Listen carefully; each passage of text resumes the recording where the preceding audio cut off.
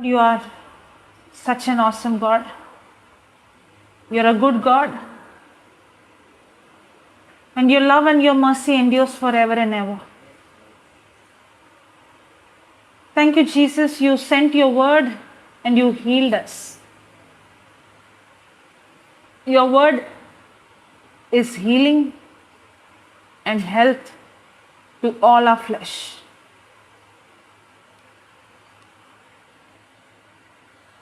Thank you, Lord, that your word is creative power and you created the whole universe by speaking words. And you have given us your word. And you have given us your life. You have given us your creative power. Help us, Lord, to understand the secret and the mysteries in your word. Holy Spirit, you take complete control of this session. You know exactly what each one of us need. You speak to us, making this word extremely simple, easy and practical, and confirming your word with signs accompanying. Thank you, Holy Spirit, for enlightening the eyes of our understanding, to hear your voice, to understand your word, and to apply your word in our everyday lives. In Jesus' name we pray, Father. Amen. Amen. Praise the Lord. Praise the Lord. Hallelujah. Hallelujah. Thank you, Jesus. Thank you, Jesus. Praise you, Jesus. Praise you, Jesus. So, God's word is alive? Yes. God's word is active? Yes. So, everything God has given us. God has given us, if you see in the book of Mark chapter 4, Jesus is preaching about the parable, correct? The parable of the sower and the seed. And Jesus is saying there was a man who went to sow seeds. Some seeds fell on the pathway. Some seeds fell on the rocky soil. Some seeds fell on the thorny soil. And some seeds fell on the good soil, correct? Now, is the seed the same? Yes. But is the soil the same? Only the seed which fell on the good soil brought the harvest. Now, the disciples heard this. You see in Mark chapter 4. The disciples heard the parable, but they did not understand. How many times we hear the word but we don't understand? Many times or all the time? That's why when we hear and then we ask, today what was the reading? Something in Mark, but I don't know. Correct? Why? Because we heard it. We have not paid attention nor we have understood it. Okay, let's go to Mark chapter 4. Mark chapter 4, verse number 1 onwards. Jesus began to teach by the lake. But such a large crowd gathered. A small crowd gathered. Small crowd? A large. Some translation says multitude. Correct? Multitude gathered. Then? That he got into a boat and sat in it on the lake while the crowd stood on the shore. He taught them many things through parables. So how did Jesus taught them? Parables. What is parable? Okay. Parables are mysteries. It has a hidden secret. That's why when the disciples came to Jesus, what did Jesus say? This mystery is revealed. Did he say that? Yes. Which verse? Let me show you which verse. 11th verse. And he said unto them, unto you it is given to know the mystery. 11th verse is saying, right? Mystery. So a parable is always a mystery. Mystery means there is a unknown secret hidden in a parable. There is an unknown secret hidden in a parable. None of us can understand it with our own understanding, with our own logic, with our own intelligence. we need a revelation where God Himself has to reveal. Correct? Holy Spirit has to reveal. It's a mystery. And in a parable, God always uses a natural thing to interpret the spiritual things. The disciples were very, very familiar with farmers. They know very well about farming. They know about seed. They know about sowing. Correct? So God is using a physical example to interpret a spiritual thing. Correct? So in a parable, you see God uses a natural example to interpret spiritual reality. But even though God is using a natural example to interpret a spiritual reality, it is still a mystery. It is still a secret. That's why Jesus said, this mystery is revealed unto you. Now when Jesus was preaching this, was there a small crowd or was there a big crowd? Multitude. Correct? But okay, let me continue. Till where did I read? Yeah, you were reading. Continue. So went out to sow. The sower went out to? The sower went out to sow. And as he sowed, Some of the seed fell along the path, and the birds came and ate it up. some fell on the pathway and the birds came and ate it up. Some of the seed fell on the rocky ground, where it had little soil. It sprang up immediately because it had no depth. But when the sun rose and burned it, it withered because it had no roots. Other seed fell among the thorny bushes, and the thorns grew and choked it. So it didn't produce any grain. But some seed fell on the good soil, grew and increased and yielded grain. Some produced 30 times as much, others 60, and others 100 times as much. And Jesus added, listen then if you have ears. Because only some people had ears. Okay. He's speaking about the one who is, see, there are two kinds of people came in the crowd.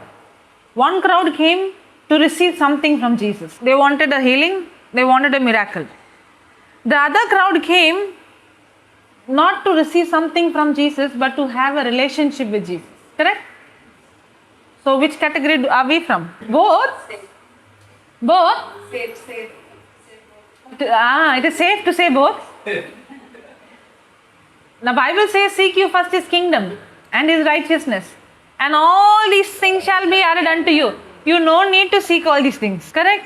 If you seek Him, not something from Him, but if He becomes the center, everything else comes in search. Now a great multitude was there, and Jesus spoke in parable, in a mystery. Correct? Did everyone understood it? No. That's what happens to us. We hear the word. Did we really understood what we heard? No. We hear it and we leave. Are we in the multitude category? I'm not saying anything. 10th verse. Read 10th verse. When the crowd went away, When the crowd went away, that's the key. When the crowd went away, we always want when do we want Jesus? In the crowd or when the crowd goes? when the crowd goes, This is crowd only. This is not alone. In the crowd, right? When there is a service, when there is a retreat, when there is a prayer meeting, correct? When everybody is singing. After the crowd leaves, I have seen many times in the retreat, sincerely they write. When they go, they leave the notebook also go. I have seen many times. The notebook would lie there only. And then I wonder, then why did they write? To leave it there and go. Do we do that? You go for the retreat, write down all the scriptures. After I come, when did I go and see? Now, here also we see the same. After read that. when the crowd went away, When the crowd went away, Jesus was alone. Jesus was alone. Some who were around him, Some. Everyone or some? some who were around him with the 12 with the 12 asked about the parable. asked about the parable. Then He answered them, he answered them, the mystery of the kingdom of God the mystery of the kingdom of God has been given to you. has been given to you, But for those outside, but for those outside, everything comes in parables. are you in the crowd? If you are in the crowd, everything is only a parable. You won't understand anything. The Bible doesn't make any sense to you, because Jesus himself said, if you are in the crowd, then it's only a parable. You heard it, but you had no clue what you heard it. But there are some of them, when the crowd left, what did they do? They went and had spent time with Jesus. How many times we go and say, Jesus, this is what I heard today, but I did not understand. And how many of us go and study the word, or we just hear the word? We hear the word or study the word? Any teacher is busy on the phone. Any other teachers? I always like to talk to teachers, because teachers trouble me. No, my time to trouble the teachers. Then we have to learn. We have to study. Yeah. So your student is coming, listening very attentively, going home, not opening the book and writing exam. You will say, okay? No. What about us? Come for the retreat, listen very attentively, write notes, but not studying. But we are complaining, I did not pass the exam, I failed miserably. Will that rule apply for my student? But is that rule applying for me? How do I expect to pass the test in my life? How a student can pass the test in the student's life without studying? How can someone, the Bible doesn't say my people are destroyed for lack of prayer. The Bible doesn't say my people. Hosea 4:6 says, my people are destroyed for lack of knowledge. So what is the use of me just hearing and hearing? Sometimes I might even feel proud. Every day I read Bible. So what? What if a student is saying every day I go to school? So what? Just because you went to school doesn't mean you have to study, right? So the student has to make an effort. Now when a student studies, usually you take dictation, okay? Now when the student has to recite, or you're asking a question, and the student is not giving a proper answer, what do you say? No miss, I heard, I wrote notes, I'll show you my notes. People show no. I'll show you my notes, see, I have written everything. Now will you be, you wrote, okay, then you studied. Will you say that? What is the use of writing if you are not able to recall? Studying is not writing. Studying is not hearing. Studying is not reading. Studying is when a person can recall what he had studied. Now the teacher would check through an exam or by asking question. And if the student couldn't recall, the teacher will say, go and study properly. When will the teacher know the student studied? When the student can recall it, can remember it and recall it. Now, when Jesus was tempted, when the devil came, did Jesus open his mouth and said, it is written? Yes. Or did Jesus say, 1 minute, let me open my notebook. Let me see which scripture it is. Did he say that? No. And I believe the numbers and chapters are written by us. When Paul and Peter wrote the letters, they did not write verse number 1, verse number 2. Correct? It's a letter. It's a letter written. Paul wrote letter to the churches. Correct? Now, when Jesus had the scrolls and all, it was not in number and verse. That means he studied in such a way. Jesus did not say Isaiah, this chapter and this verses. Correct? Because they did not have chapter and verses. But Jesus had the scripture in the heart. Now somebody might say Jesus was God. Jesus was God. Jesus is God. But he did not come as God. The Bible says he lowered himself as man. He had to grow. He had to grow just like us in wisdom. The Bible says he grew in wisdom. Yes, Jesus learned to be obedient. He learned just like us language. His mother taught him just like how our mother taught us. Correct? He had to grow. How did he knew Jesus How did Jesus knew he is the Son of God? By faith.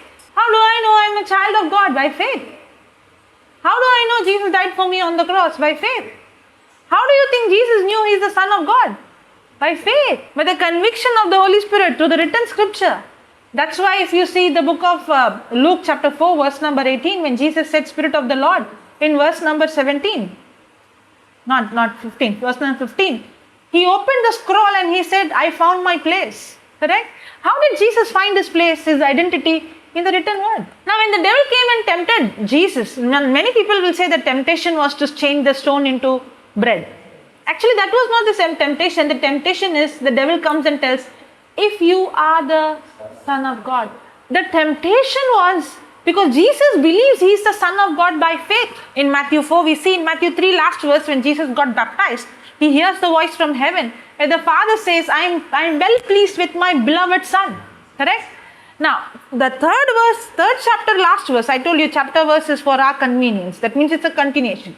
The third chapter, last verse says, where the Father says, this is my beloved Son, in whom I am well pleased. And immediately the next verse, the beginning of the first verse, we see Jesus was tempted. Now, what was Jesus tempted of? Are you really the Son of God? That's why every time he came with a question, if you are the Son of God, the devil always questions the word. How did the devil tempt Eve? Did God really tell you not to eat the fruit? He always questions the written word of God. How did the devil tempt Jesus? Are you the Son of God? Now did Jesus say, it is written immediately? Yes. Was the word in his heart? Yes. Yes. Where is the word? In our house. On the altar. Dust it. Correct? Many houses I see, they dust the Bible and then the pages are stuck to each other because they never opened it. Brand new. Some people go and search where is the Bible. Somewhere it is there. Hallelujah. Thank you, Jesus. But where did Jesus have the word? In his heart. Hallelujah. So am I supposed to just read that or study it? Study. Now will the student study everything in one day or the student goes little by little? Is there a process? So are we supposed to study like that? Yes. Yes. Can a student to sit in first standard and say, when will I study algebra? Can the student sit in LKG and say, I want to learn grammar? Not possible. But doesn't mean the child cannot learn, correct? Now, in the same way, studying the word also is a process. You begin and you start studying. But the problem is we have 100 questions, we have 1,000 questions. You are sitting in first standard, you are asking questions of 10 standard syllabus. How is it possible? Now, many times we challenge God, we question God. I was challenging God, I was questioning God. My questions, sometimes I feel, how come people believe just like that? They don't question. I was questioning God, why I have to believe in Jesus? Just because I am born in Catholic family, what if I was born in a Hindu family? I was asking questions. When my mother used to say, come family prayer, I would ask her, why we have to say this prayer? Why I have to say this prayer? I had questions. I did not believe. If today I am believing, I am not believing because I am born in a Catholic family. I am believing because I am convinced by the truth. And I am sure if I was born in any other religion, I would have still accepted Christ. Because my faith is not based on tradition. My faith is not based on he said or she said. My faith is based on I am convinced by the Holy Spirit. Hallelujah. Thank you, Jesus. Thank you, Jesus. I always had questions. I always had question, who's real God? I don't want to worship a God just because my parents are worshipping. I don't want to worship a God just because my ancestors were worshipping. I want to know whether first of all really there is a God and I want to know who that God is. And if I know He is really God, then I am ready to worship. How will I know it is truth? Hallelujah. Hallelujah. Thank you, Jesus. But one thing I realized, if any person in this planet earth, no matter which religion he is, which caste he is, which community he is, if he seeks the real God, the real creator from his heart, the creator himself will reveal himself. There is no doubt. No doubt. Most of the people in my life I see very strong believing in the word are not Christians, not born Christians. You were not born Christian. You were not born Christian. You were not born Christian. Correct? Correct, Ramesh, Alka, Sujata, not born Christians. In my life I see many people, you also. You're not Christian, right? Not Christian. If I have accepted Christ, not because I was born in a Catholic family. And I would say you can never have a relationship with the Creator just because you're born in a Catholic family. You should need an encounter. And you can have an encounter no matter which religion you are born in. If you really seek the truth, the Creator Himself reveals Himself to you. Hallelujah. And then begins your journey with Him. And when in the beginning, I did not have answers for all the questions. But in my heart, I know Jesus is real. I had an encounter with Christ. I know 100% there is God. I know 100% Jesus is that God. I know 100% that Jesus died for me. I had no doubt. But then the next attack started in my life. The next attack is God. Now I never had. Once I encountered Christ. Once I had a personal encounter with Christ. Once I knew that Jesus is my Lord, God and Savior. I never had a question whether God is real. But then I had another attack. If God is real, that question was not there. God is real. If God is a good God, then why God allowed sickness? If God is a good God, why God allowed evil? If God is a good God, why bad things are happening? And these questions were tormenting me day and night. My mother, will she break my hand and say, I want to teach you a lesson? Will you break your child's hand and say, I'm a good mother, I want to teach you a lesson? Will you take a car and run on a child and say, I caused an accident so that now I'll teach you? Will you say that? And somebody says, I got into an accident because God allowed this accident to teach a lesson. Will a mother do that? Have you seen any mother doing that? If you see that mother has some problem.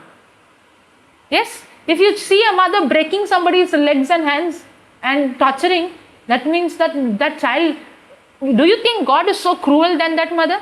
For me, it's a simple logical question. See, I accepted Christ, okay? I believe in Jesus. But I had logical questions and I would wonder how can people just like that accept God who they think cruel? I felt my mother was better than God. My mother had more mercy than God.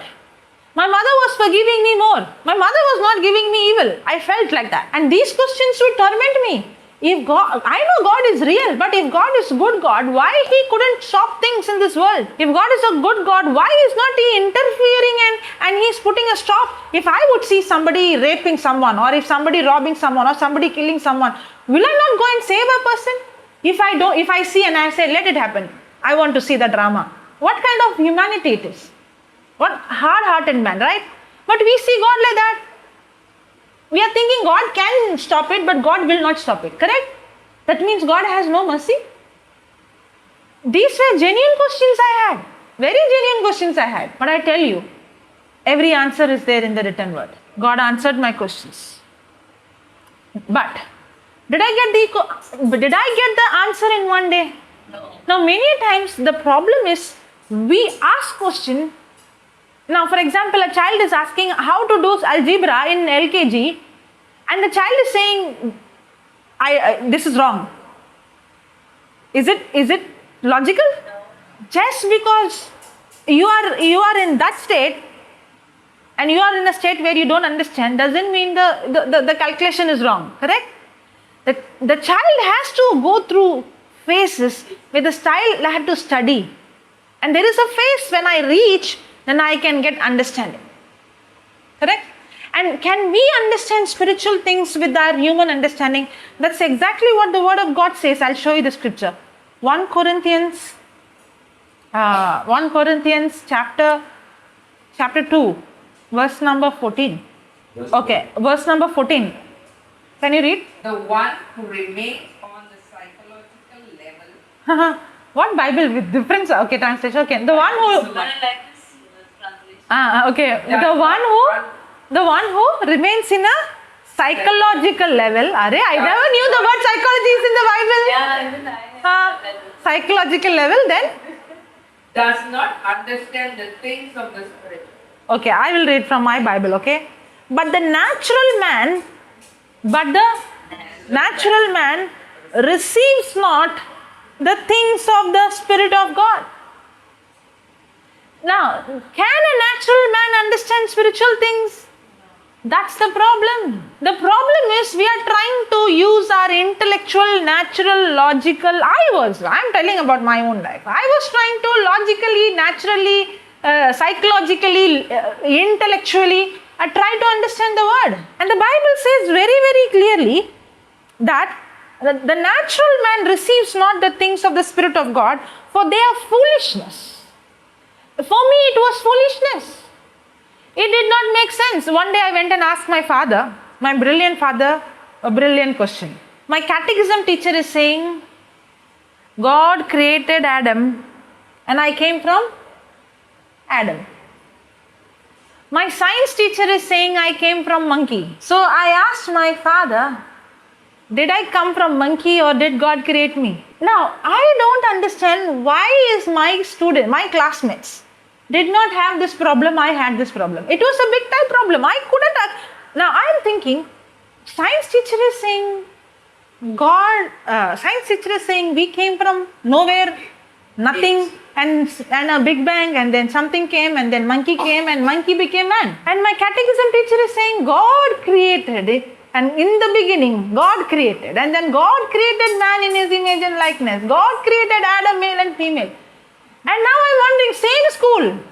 Sometimes the teacher is also same. Sometimes.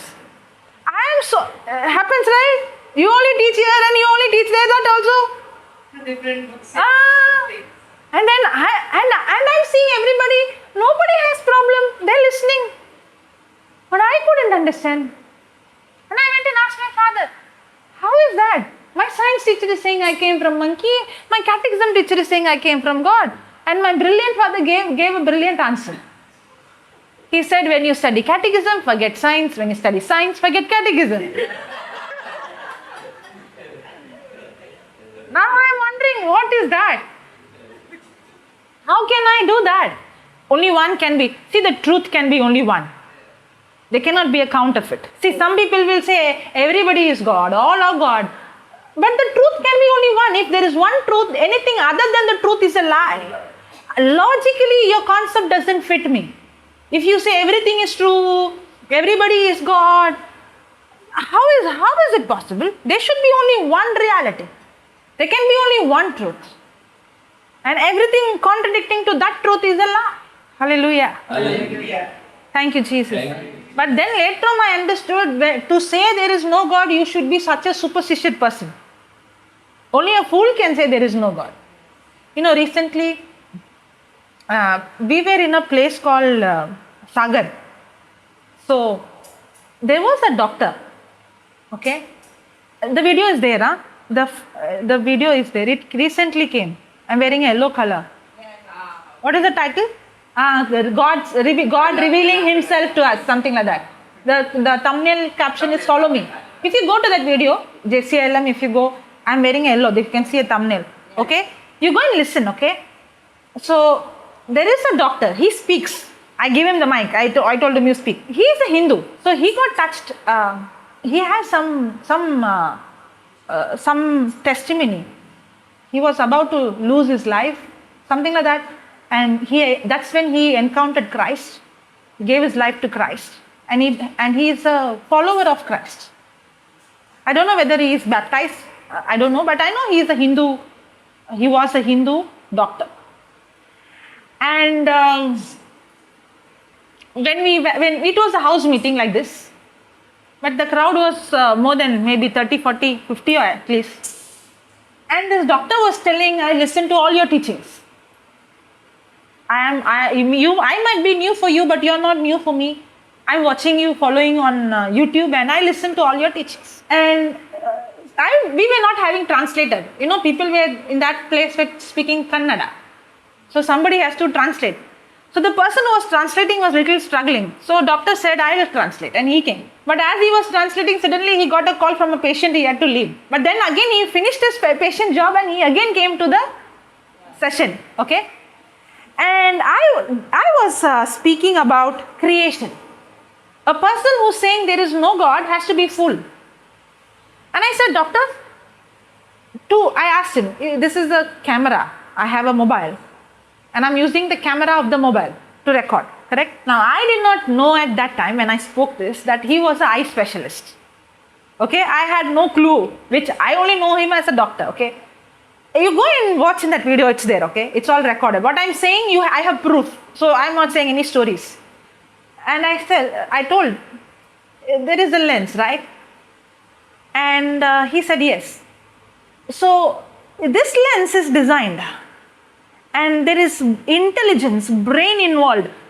Somebody said one day I came, a lens popped up from the floor. That's how evolution is. From nowhere monkey came and man came. Correct?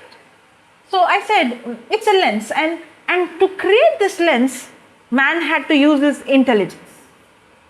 You need a designer. A design will never come without a designer. Somebody has designed it very, very beautifully. Then I said, doctor, no matter how this lens is a copy of this lens. And immediately he said, it's called crystal clear lens. Something like that, maybe I'm not using the right word. I looked at him and I said, okay, can you say more? And he started explaining, this eyes has such, you can see everything crystal clear, you can see depth, you can see height, you can see color, and nobody can replace this lens. And I said, if this lens, my mobile has 4 or 5 lenses, if you see, I can see 4 or 5 lenses. Even this 4 and 5 lens cannot give clarity what this eyes can do. But to create this, you need a designer, you need brain, you need intelligence. What about the one who created this lens? What kind of wisdom he has? What kind of intelligence? It is not a thing that super or something. No, he has intelligence. My God has intelligence. If you say there is no God, you're a fool. Come on, open your eyes and see. This did not pop up. Somebody designed it. This eyes is designed. My brain is designed. You know what is DNA? DNA is database. It's a memory that has been passed from one generation to, and this storage that you have in a DNA, the whole world, you take the database and have servers, you cannot contain so much memory.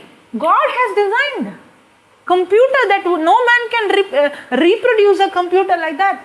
If you have to say there is no God, you must be a fool. I could see master designer who has designed. My one cell in my body is like a factory. My one cell in my body is like a factory. It functions. There is a system. It's constantly functioning. One cell collapses, the system collapses. There is a master, and everything we create now is a copy of the creator. Nothing we create by our own. We only boast, I created the lens. Where did you create the lens? You copied the creator's creation. See, as a child, maybe when I was in school, I was a failure. I studied all class 1 year, 2 year, 2 year, 2 year. When I came 9th standard, they sent me out of school. When I was in 9th standard, I didn't even know to write ABCD. But I always ask question. I am always in the first page. But I can't even understand one line. And I don't understand how these children, without understanding, they get pass mark. That was my problem. By the time I would understand one para, one whole term is over. But that is what was a minus for me has become a plus. Now I'm not studying the whole Bible. When I take a scripture, when I take a verse, I get stuck to it. Now when the disciples heard, did they go on to next topic, or did they went to Jesus alone and say, Lord, teach me? I did not understand. I had that character. Lord, if I don't understand, it doesn't make sense. I cannot live my life without understanding. When I went to school first day and came back, I came and asked my mother, why we should go to school? And my mother looked at me, what question are you asking? Now, that was a genuine question. I want to know why I have to go to school. Why are we going to school? I had questions right from the beginning. And then I was named always failure, zero, good for nothing. But those same questions gave me answers, which I don't see others giving. But today I can go and give answer. And I like that's why, wherever I go, I remember when I was in Malaysia, we had a 3 days retreat in the church. So the priest said, see, I'm invited all my youth, okay? So I don't want you to take any session more than 45 minutes. And first day, no, that too first day you have to take only 45 minutes. I said, Father, 45 minutes, no, I can only give introduction. I cannot teach anything. Then he said, no, then they won't come, no, next 2 days. They won't come for the other days. Then I told Father, you will see your youth on fire. I guarantee it. Because wherever I go, I find difficult to preach to the elders, but I never find difficult to preach to the youth. You know why? Because I'm not preaching any theory. I am preaching something practical. I'm not going to just say some theory and go. I will preach and I will demonstrate, because Paul said, I have not come here to preach with human wisdom, but Paul said, I have come here to preach with demonstration of the Holy Spirit. Through the hands of the youth, the blind will see. Through the hands of the youth, the deaf will hear. Guaranteed. You know why? Because the youth have guts to believe. All I have to do is to give them the right answer, and they will be excited. Now, I don't know how much he believed me, but he did not give me more than 45 minutes, because that's the mindset, no? People will get irritated if it is more. But when Jesus was preaching, he did not go 45 minutes, he preached 3 days. And the crowd was a big crowd. So the first day we started, okay? And all the youth were there, first 3 rows. And one more preacher was there. So I took 45 minutes. I kept to my word. And I finished. All the youth came and told, Father, we really liked this session. Now the next day he was telling us, okay, till evening, 4 o'clock, 5 o'clock. The next day, he had to go somewhere for mass. Okay, and he told me 4 o'clock finished. Last day, no. He said 4 o'clock finished. Then I said, Father, okay. But he looked at me and 4 o'clock you have to finish, huh? I said, okay. Now, last day I was teaching on the baptism of the Holy Fire. Okay, on the Holy Spirit. What is the use of me just preaching and not giving them the experience of the Pentecost fire? Correct? And I did not realize it was already 4 and I did not start the demonstration. Okay? And now as I was preaching, last minute, somewhere around 4:30 or 4:45, I see Father. He's standing there behind. Already I crossed 45 minutes. And then I'm looking at him and I'm running. Have you seen me running express speed preaching? Have you seen? Sometimes I run. Yeah. I was running, but because youth know, they catch up. Elders it will take little difficult, but I enjoy youth. They catch up. Even I go fast, they're very sharp to pick it up. So I was going extremely fast. And there was one girl, maybe she was 13, 14 years old girl. And I told her, come. And I said, do you believe what you heard? She said, yes. Now open your mouth and speak. And she straight away opened her mouth and spoke in different language, okay? Now, I did not call somebody from my team. I called someone the priest knows, the youth knows, okay? And they were shocked. This girl, I know how she is. What kind of girl? Means they know, they're friends. How is that she's speaking a different language? Instantly. And everybody could see that she is completely taken control by the Holy Spirit.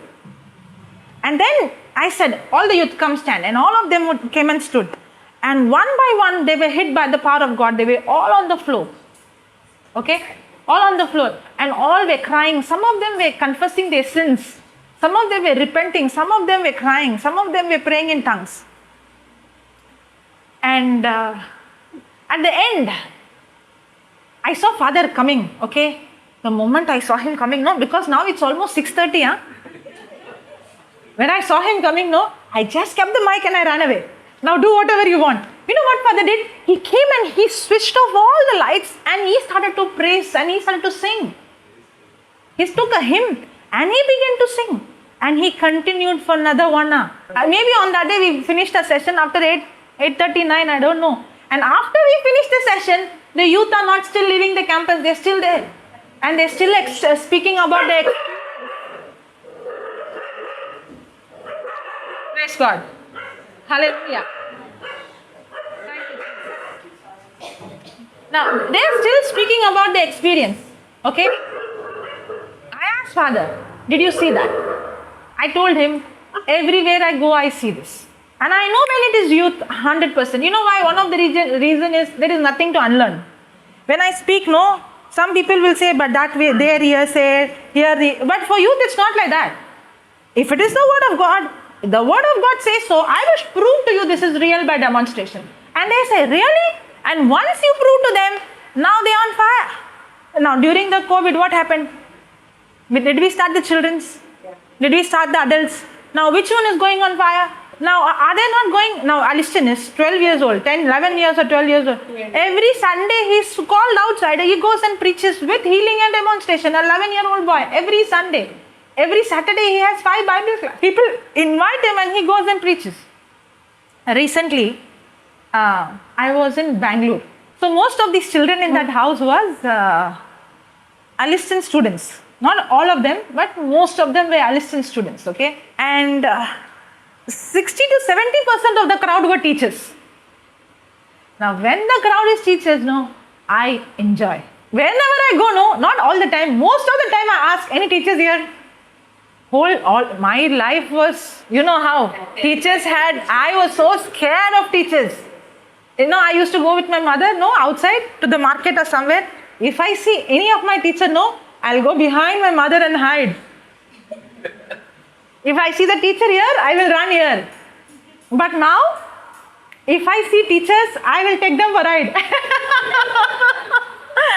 Praise the Lord. Okay, now what happened is, there was a lot of healing happening. And all the healings were happening through the children's hand.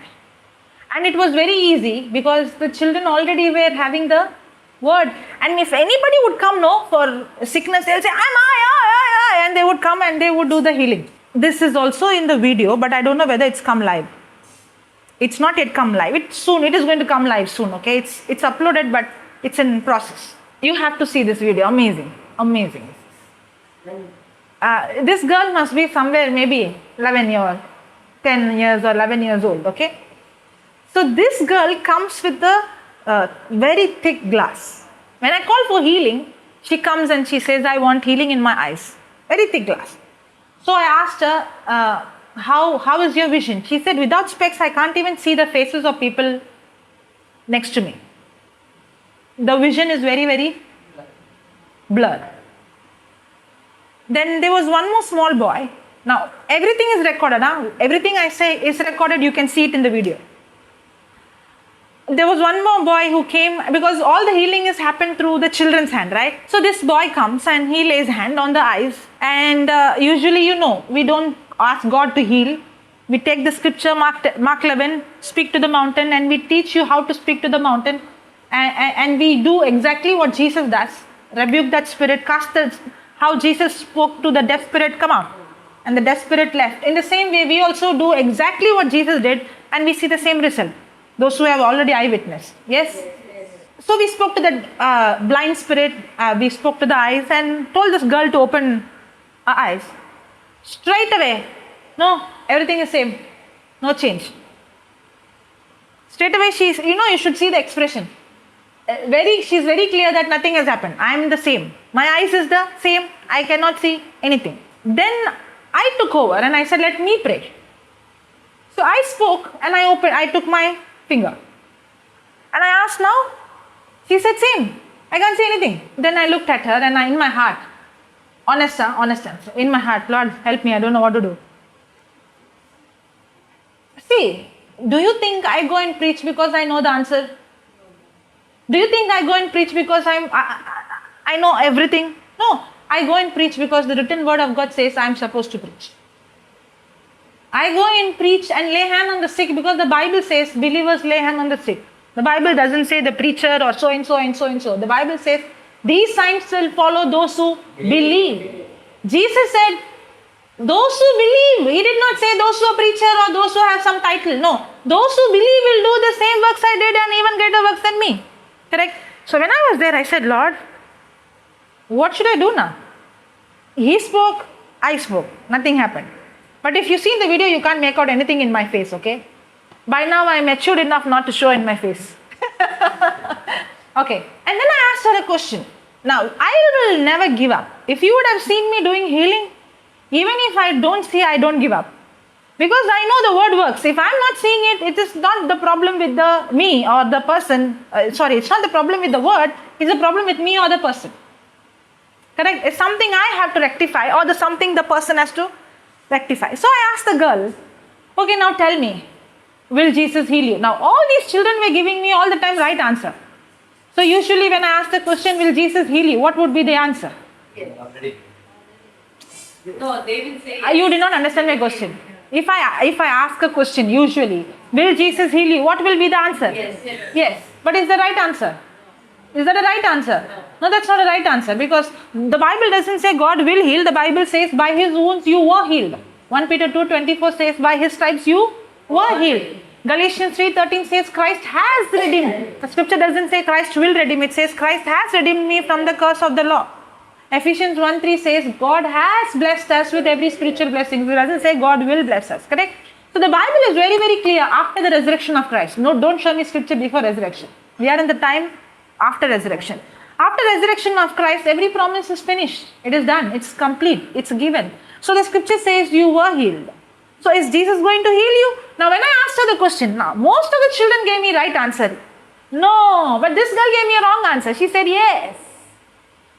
Then I looked at her and I said, what? Jesus will heal you? And then we took the scripture, explained to her. After explaining, now I asked her, will Jesus heal you? She said, no, Jesus already healed. Okay. Now, do you believe Jesus already healed? She said, yes, I believe Jesus already healed me. Then I told her, close your eyes. Now, when I told her, close your eyes, now this is very interesting. The reason I'm sharing this is, it was really interesting. I do see blind eye.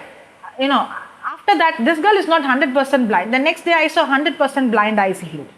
Yesterday, we saw a lady who had double vision, instantly got healed. The vision became one. She would see everything too. Within a minute, she started to see everything perfect. This happened yesterday. I told her, close your eyes. And I asked her a question, will Jesus heal you again? And she said, no, Jesus already healed me. If Jesus already healed you, that means your eyes is perfect, right? She said, yes. I don't want you to open your eyes, but I want you to see everything clearly. And I could see confusion in her face. And she was trying to open her eyes. I said, don't open your eyes. Close your eyes. I said, I don't want you to open your eyes, close your eyes. And I want you to see everything clearly. I asked her, are you confused? She said, yes, I'm confused. Because you're telling me close your eyes and you're telling me see. Correct? How can I close my eyes and see? Now that's exactly what the scripture says in 2 Corinthians chapter 4 verse number 18. We look not at things which are seen, but we look at things which are unseen. For seen is temporary and unseen is eternal. So I'm not just saying something. I'm not just saying my own ideas and logics. I'm exactly speaking what the written word says. Now why do you think I have confidence? What gives me confidence? Because I am not speaking my opinion there. I don't like when people come and share opinion. If you're going to come and give me some theory or some theology or my opinion, I'm not interested. Because my foundation is not on anybody's theory or anybody's theology. My foundation is based on the written word of God. And the word of God very clearly says that I'm not supposed to see the seen, I'm supposed to see the unseen. And the unseen is what? I'm already healed. Correct? Now, it is very easy to teach children. If you think teaching children is difficult, no. If I see children, if I see youth, they understand faster. I can go very fast. I can go in express seat and they pick it. I told her, are you confused? She said, yes, I'm confused. Because I'm telling her, close your eyes, and I'm telling her, see. Then I explained to her, no, I want you to use your imagination. Don't open your eyes, but close your eyes. Now you said you already healed, right? You're not going to be healed, you're already healed, correct? She said, yeah, I'm already healed. If you are already healed, then you have to believe you are healed, then you have to see you are healed. Because faith is to see the unseen. So I told her, close your eyes and see everything. Your eyes is healed. No, come on, see everything clear. And I asked her, are you seeing? She said, yes, I'm seeing. Children won't lie. And I know that she's not lying. At that time, the Holy Spirit took over and was helping her to see. And I asked her, are you seeing? She said, I'm seeing. She did not open eyes. She did not open eyes. The eyes was closed. I asked her, can you see? She said, yes. I asked her, can you see clearly? Yes. Can you see the face clearly? Yes. Can you see the features clearly? Yes. And I told her, now open your eyes. She opened her eyes and she said, now it is improved. Now, first time I prayed, he prayed. Second time I prayed, nothing happened. But third time when she opened her eyes, she said it's improved. I asked her how many percent? She said 30%. It is there in the video, okay? She said 30 or 35. And then I said, come on, now you opened your eyes, right? Keep seeing. As you're seeing, whatever you saw, closed your eyes by faith is manifesting. Come on, keep seeing. And I told her, now it's 35%. Yes. Now how many percent? She said, now 40%. Now how many percent? Now 50%. Now how many percent? 60%. As she was seeing, her vision began to improve. Now I said, close your eyes. And she closed her eyes. And I said, now come on. Now her faith increased because she saw it happening. Now she's not seeing it the same way. Praise the Lord. Now she's not seeing the same way. Now she started to see more confidently. I said, can you see clearly? Can you see perfectly? Can you see? And she began to see, and I said, open your eyes. And within no time, she restored her eyesight 100%. Hallelujah. At the end of the session, she was holding her spectacles, and her parents were telling, no need that. She's telling, no, we paid so much, no. See her mind. She is not wearing, she couldn't wear. And at the end, in that video, she tells, now I can see their faces so clearly, earlier I can't see. Is the word real? Yes. Is the word practical? Yes. And when it comes to youngsters and youth, it's more easy because they follow instruction. They're not saying, no, God gave me the sickness. No, God taught. The moment you say, no, God gave me sickness, God is teaching me a lesson, you are saying, God, I don't want your healing. Now, even if God wants to heal you, God cannot heal you because you don't want healing.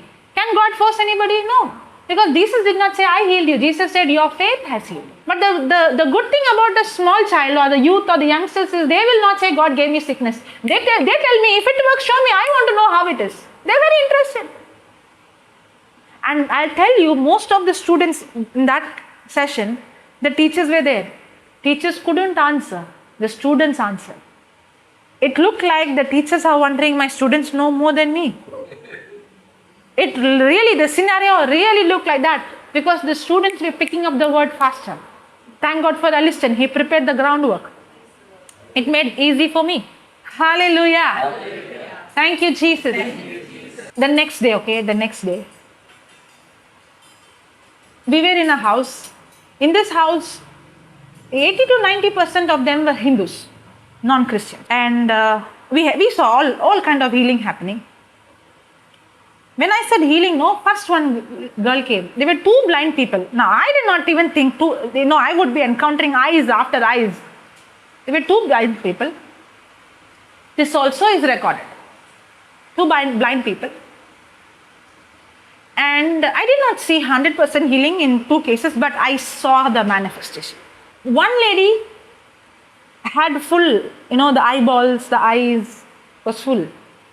But 100% blind, zero vision, no vision at all, zero.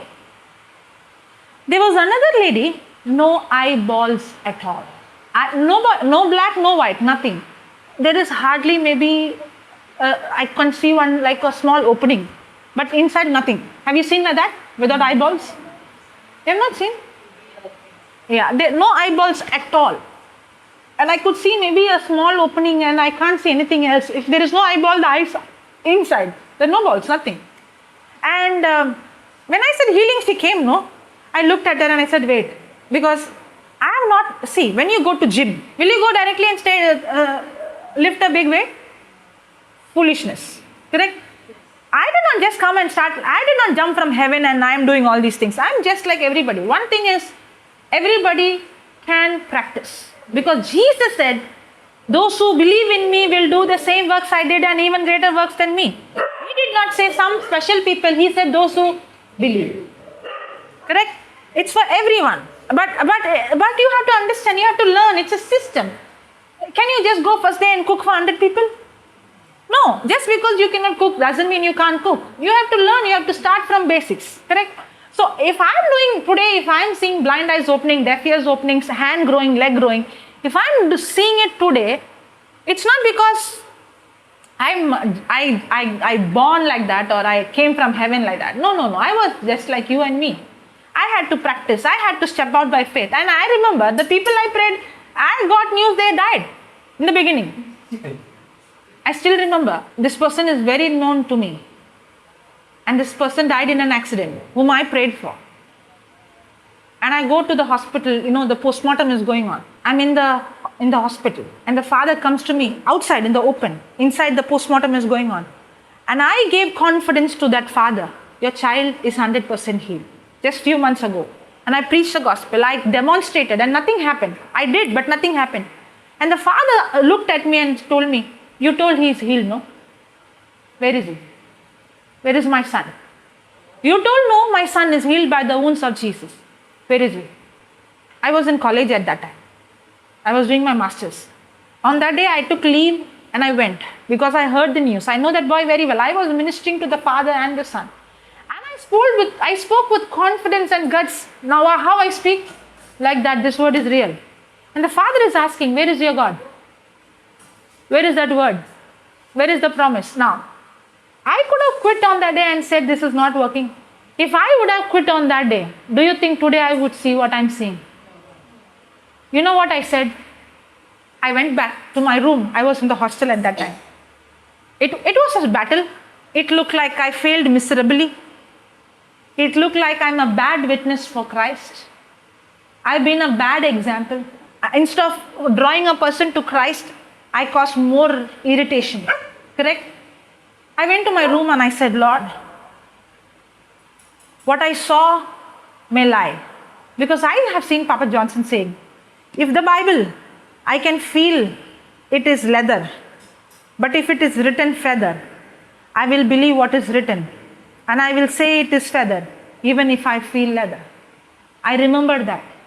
Lord, I remember what he said. If I see if it is leather, but I can see still written it is feather, I will not believe what my eye says. I will believe what your word says.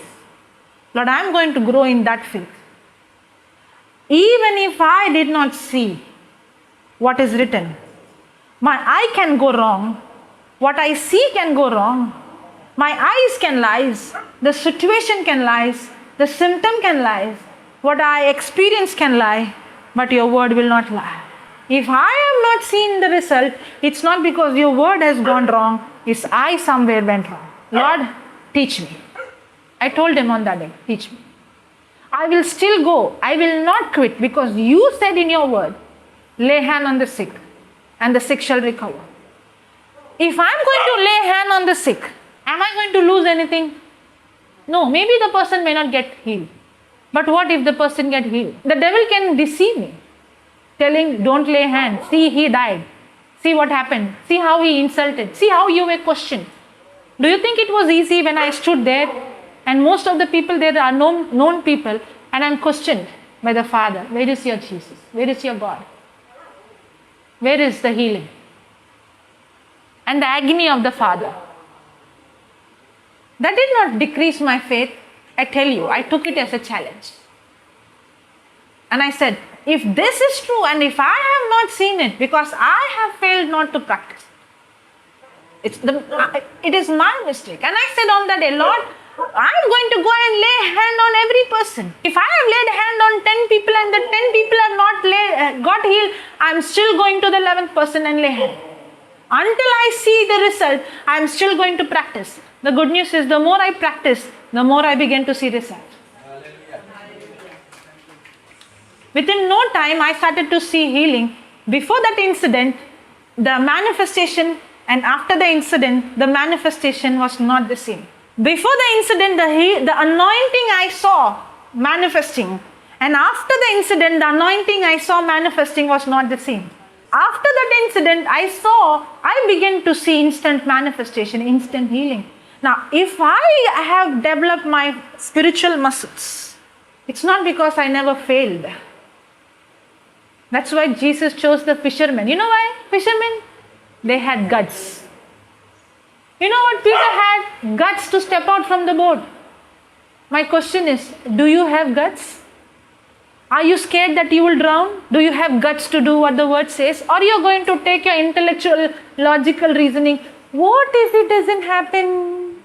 What if it doesn't work? What if... You need guts to do what the word says. And I made a decision. I'm going to go and lay hand. I'm going to heal the sick. I'm going to do it more than before. This is not going to stop you, devil. Next time, if you are going to attack me, you have to think 2 times. Because if I'm going to attack her, she is going to come more ferocious. That's what the Bible says, the violent take the kingdom by force. Hallelujah. Thank you, Jesus. Now, the next day, Now I come back to the Bangalore one, okay? The eyes, the two people.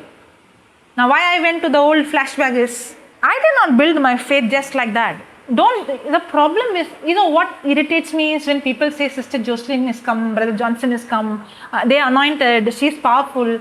It really irritates. You know why it irritates? Because I'm here to tell you, if I'm an ordinary person, I don't have any title. I'm not ordained. I don't have any special, if I'm ordinary just like you, and if I could do, you can do.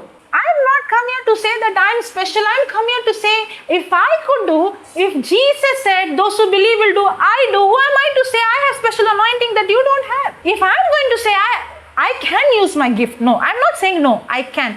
Now instead of now teaching, I can say I can have a healing service, and I can use my gift, and I can see healing.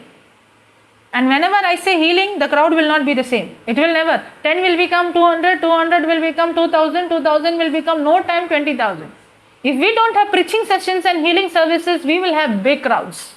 100%. Our crowds will not be the same. But we have healing only to prove or only to demonstrate. Our main class is teaching, correct? Yes or no? Now why do you think we are teaching? Because it works for everyone. Whether you are a Hindu or a Christian, or no matter who you are, if you believe the word with your heart and you believe Christ, it works for you. Because there is no partiality in God's kingdom. If I am seeing result, it's not because I began to see result from the beginning. I was just like you. I struggled, I failed, I made mistakes. And let me tell you, at that time, when I was going, I did not have a team. I would meet Papa Johnson once in 6 months. Okay? And that too 2 days or 3 days retreat. And that too I was his translator, and we hardly get time to speak or nothing. Now once he leaves, in the beginning I did not have even any source to hear teaching, go for retreat, no team members. I was in college at that time. My whole roommates would call me mad. In my house also they were thinking, because I was not seeing, now I am seeing blind eyes opening. Now people don't call me mad, correct? Because I am showing you proof, I am showing you evidence. I am not just speaking some words. You can come with all your theology, but all your theory, but if you are not proving it with, then why should I believe you, correct? So I am not just speaking, I am proving it, correct? On those days I was not seeing result. My believing was right, but was there a result? I won't say I did not have result at all, but I did not have the confidence like how I have now. So at that time people would call me mad. It was, there were times I would feel like my whole family is saying wrong, my whole friends are saying wrong, everybody is saying, maybe really am I wrong? Sometimes that question would come. I did not have a team, I did not have a ministry, I did not have like spiritual father. The only spiritual father is the teaching that I have audio. And that too for 2.5 years, I did not have any teaching, because they took the MP3 prayer from me. They thought if I keep on hearing, I might become mad because of love. They were ignorant. The hostel where I stayed close to, there was a church. So I used to go to that church on Sunday, and I used to speak to that priest. And that priest is an elderly priest, a very, very humble priest. He will never treat me like a small, college girl. He would tell me, I want to learn, tell me more. And this priest would give me context of his parishness. And he would say, this person is sick. Only Sundays I can go. Other days they don't allow in the hostel. So he would even call me to, after adoration to take a session. That priest would be like that. He is amazing. Because how can he tell me, I'm a college student, I don't have any background. And he got so carried away. He's a very, very elderly priest. And he used to give me context. And I used to go to these people's house on Sunday. And my early days, now I'm teaching, at that time I'm not like that. Get up and walk, because Jesus said no, rise up and walk. Right? So I will directly push them from the bed, pull them and say, rise up and walk. And sometimes they would fall also. They couldn't balance. And it would look like, I would look like a big fool. Let me tell you, if you only see this side, you might think it is so easy for her. It's a gift for her. She's special. She's anointed. She's born from something. But you have to understand the other side. Now, when I used to do that, pull people and all, that's when I learned. I would say, if I would have learnt with some person, I would have not learnt the way I learnt. Because I had to go alone, no, I had to 100% depend on the Holy Spirit. From the beginning, I don't have company. If people who know me, you know me from 2012. Every time I come, how I come with a group? No, I come alone. Correct? You know me from 2012. You know me from 2012. I come alone. But do you see my life the same from then till now? No, I'm not the same person. Correct? The word has transformed my life. But the real reason why I grew is I was not waiting for a company. I did not have a company to say. Nobody was there. Everybody looked at me like mad, out of mind, crazy. But when I made those mistakes, bold mistakes, and where I was like put myself in shame, it was like that. But that's when the Holy Spirit taught me. That's when He began to reveal me secrets. I would go and sit at night and I would listen to the teaching, and the Holy Spirit would, that's when that teaching is not just teaching. That's when I get, and next time when I go, no, I don't go and pull them out. I'll start teaching. I start preaching. And then faith comes. Because faith comes by hearing, and hearing by the word of God. And that's when I began to understand. And that's when I began to get, my confidence did not come just like that. My experience brought confidence. The word of God brought experience. The experience brought confidence. At that time, nobody knows Sister Jocelyn. Nobody knows. Nobody knows me. And now, my mission is not anybody to know me. That was not even in my agenda. I want to do what the word does. That's all. And I started with my own hostel. And I started to see people getting healed. And I started to see results. But every time there is a challenge. Because when I saw someone completely crippled, it challenges me. When I see somebody in the wheelchair, it challenges me. Now, when I saw the lady coming with blind eyes, 100% blind eyes, it was not challenging me. But when the girl came with no eyeball, it challenged me. It really challenged. I said, Lord, know what to do. And I did not tell the person come. That person is coming and standing. You know what I said? Okay, you sit. I'll call you. I said that. You know why? Because in the beginning only I take that. The whole atmosphere will be, everybody will be like, is it going to happen? Is it going to happen? So I better take something which I am confident. Correct? Correct? So I started with the small. And people began to see, wow, healing, healing. And then I first started with that 100% blind.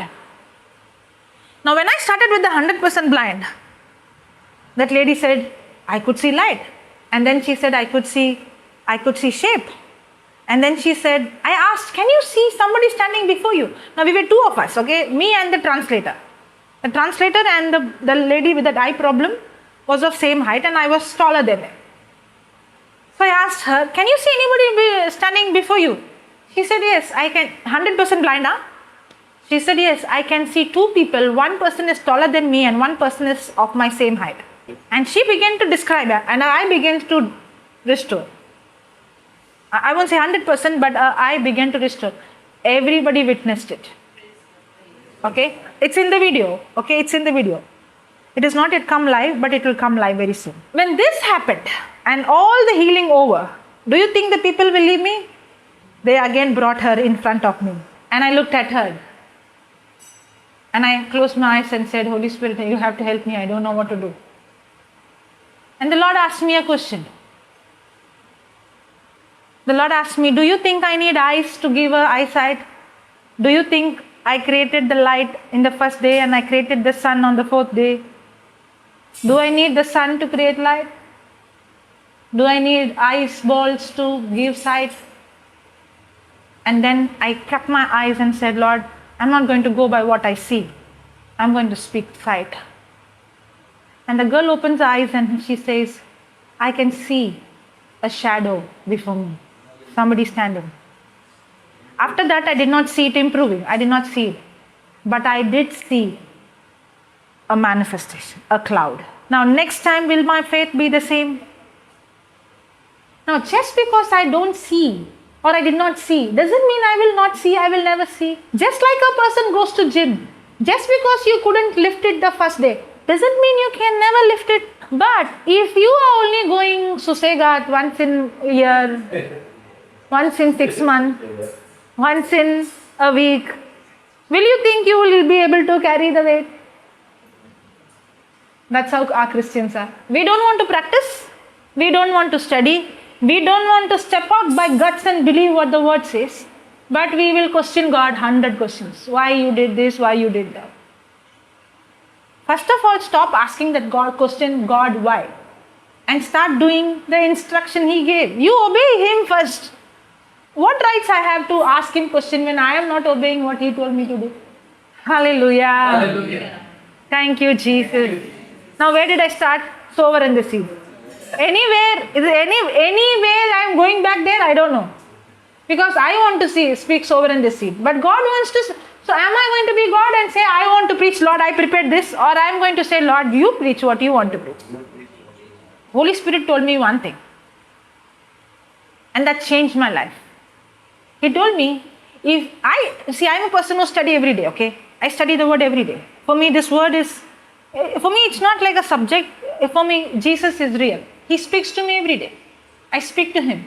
I spend time with Him, the person, more than anybody else.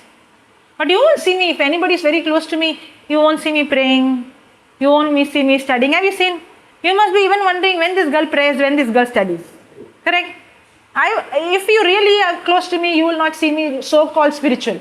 You will see me joking, laughing, having fun, like any other person. Okay? Really. If you know anybody close to me, go and ask them. But my relationship is not like a rule. Like you have to do this. Mine is a relationship where I know Jesus through His word. He is a person who speaks to me. I actually forgot what I was saying. Thank you, sister. I'm like, where am I, Lord? I have no clue. I'm not having where am I. Why? Because I don't know where I'm going. You know what the Lord told me once? I study every day, okay? Don't misunderstand. Don't neglect that part of studying. The Lord told me, if you go there and stand, completely depending not on any of your notes or knowledge, on me, it might be foolishness, because when you stand there, your mind is blank, you don't know. And if you completely depend on me, I tell you, every sermon, every teaching, every preaching will be tailor-made, unique, which will never repeat. Because God is unique God. You know, He created me, I'm a masterpiece. There is no one person is like me or will be like me. Masterpiece. Nobody will never ever have or had my fingerprint.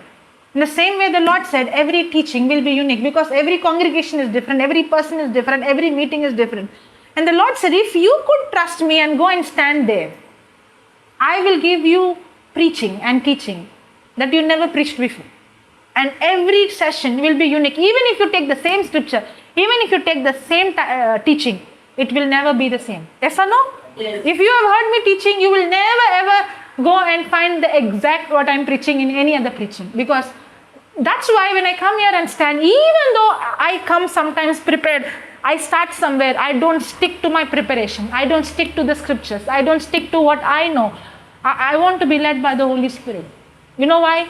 Because I want God to be God, not me. You know why we don't see power like how the early church saw? You know why we don't see the dead raised like the early church saw the dead raised? You know why we don't see the fire that the early church? Because we want to tell God what to say. We tell God, now this one are inner healing, this one are this one are this one are this. Because we give a schedule to God and tell Him what to do.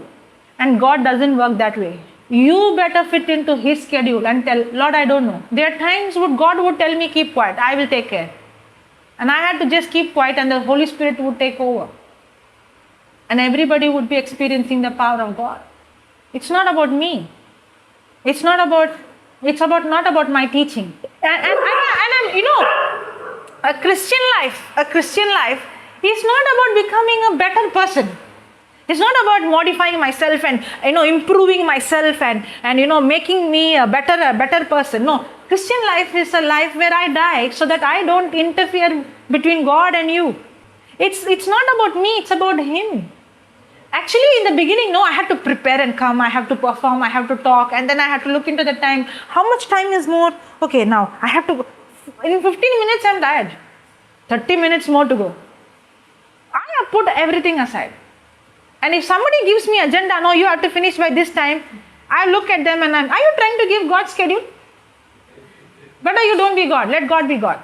You don't tell him what time to finish. Let him choose when to finish. Hallelujah. Thank you, Jesus. And you know, I'm learning. I'm not there yet. There are times my flesh involves. There are times I involve, I interfere. And I'm learning. You know, I'm not learning to become better. I'm not learning to perform better. I'm not learning to improve myself. I'm learning to die. So that it's not me, but Christ. So that I don't interfere. I allow him to do the job. When I come and stand here, you know why it is effortless for me? When I preach, it's effortless. Have you seen me struggling to preach anytime? Anywhere? If you have seen me, I don't struggle to preach. I don't work hard to preach. I don't, even before you see me preaching, I'm not struggling. You know why? Because I'm not the one who's doing. He's the one who's doing. It's his job. My job is to show up. That's it.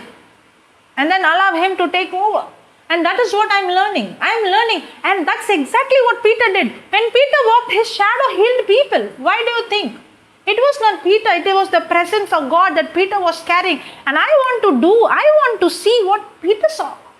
I want to decrease that Christ increases, that when I walk into a room, the presence of God walks in.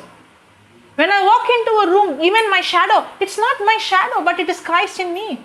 But how can Christ manifest if I and my flesh want to dominate and control? You know, many times we have retreats, no? We will give timings, right? This preacher has to come this time.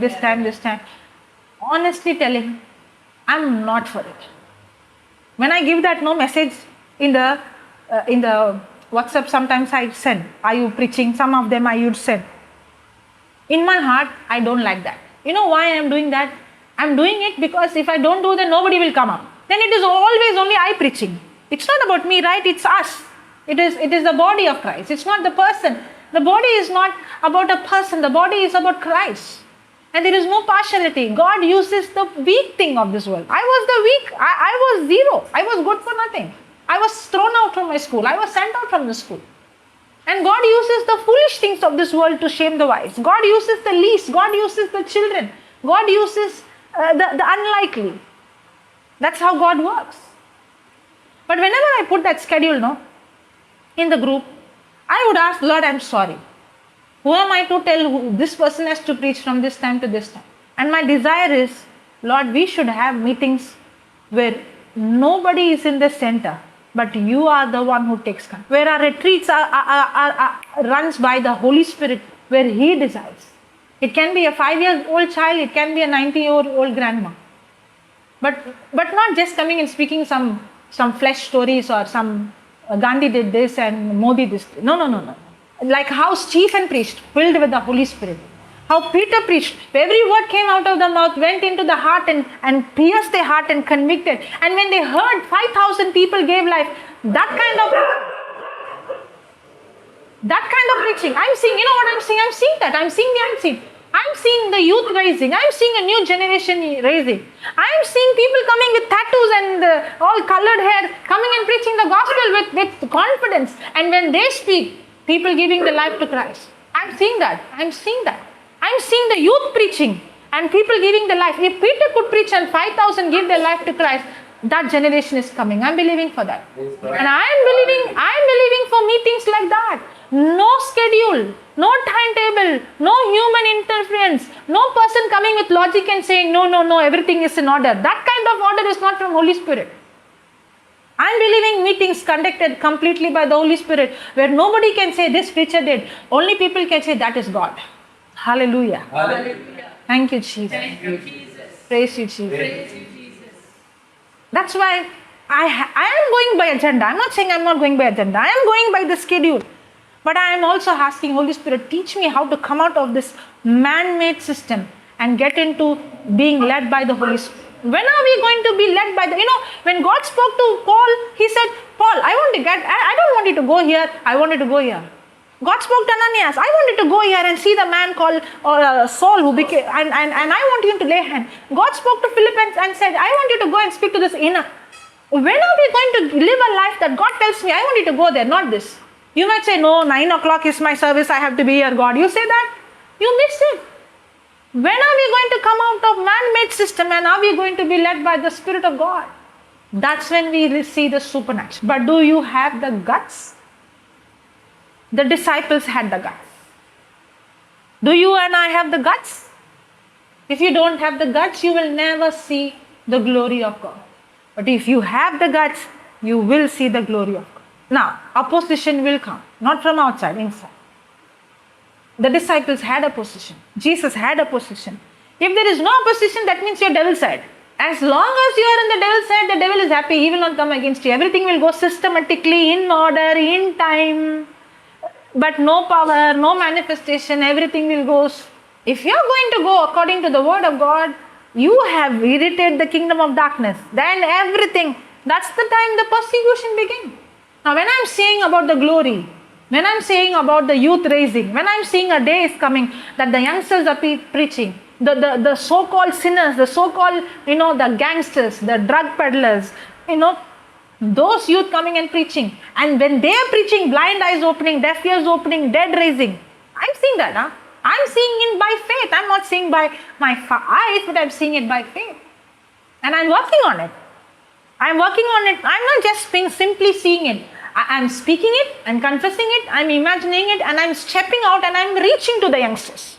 I'm trying my best to work on it. I'm not just sitting in the room and saying God will do.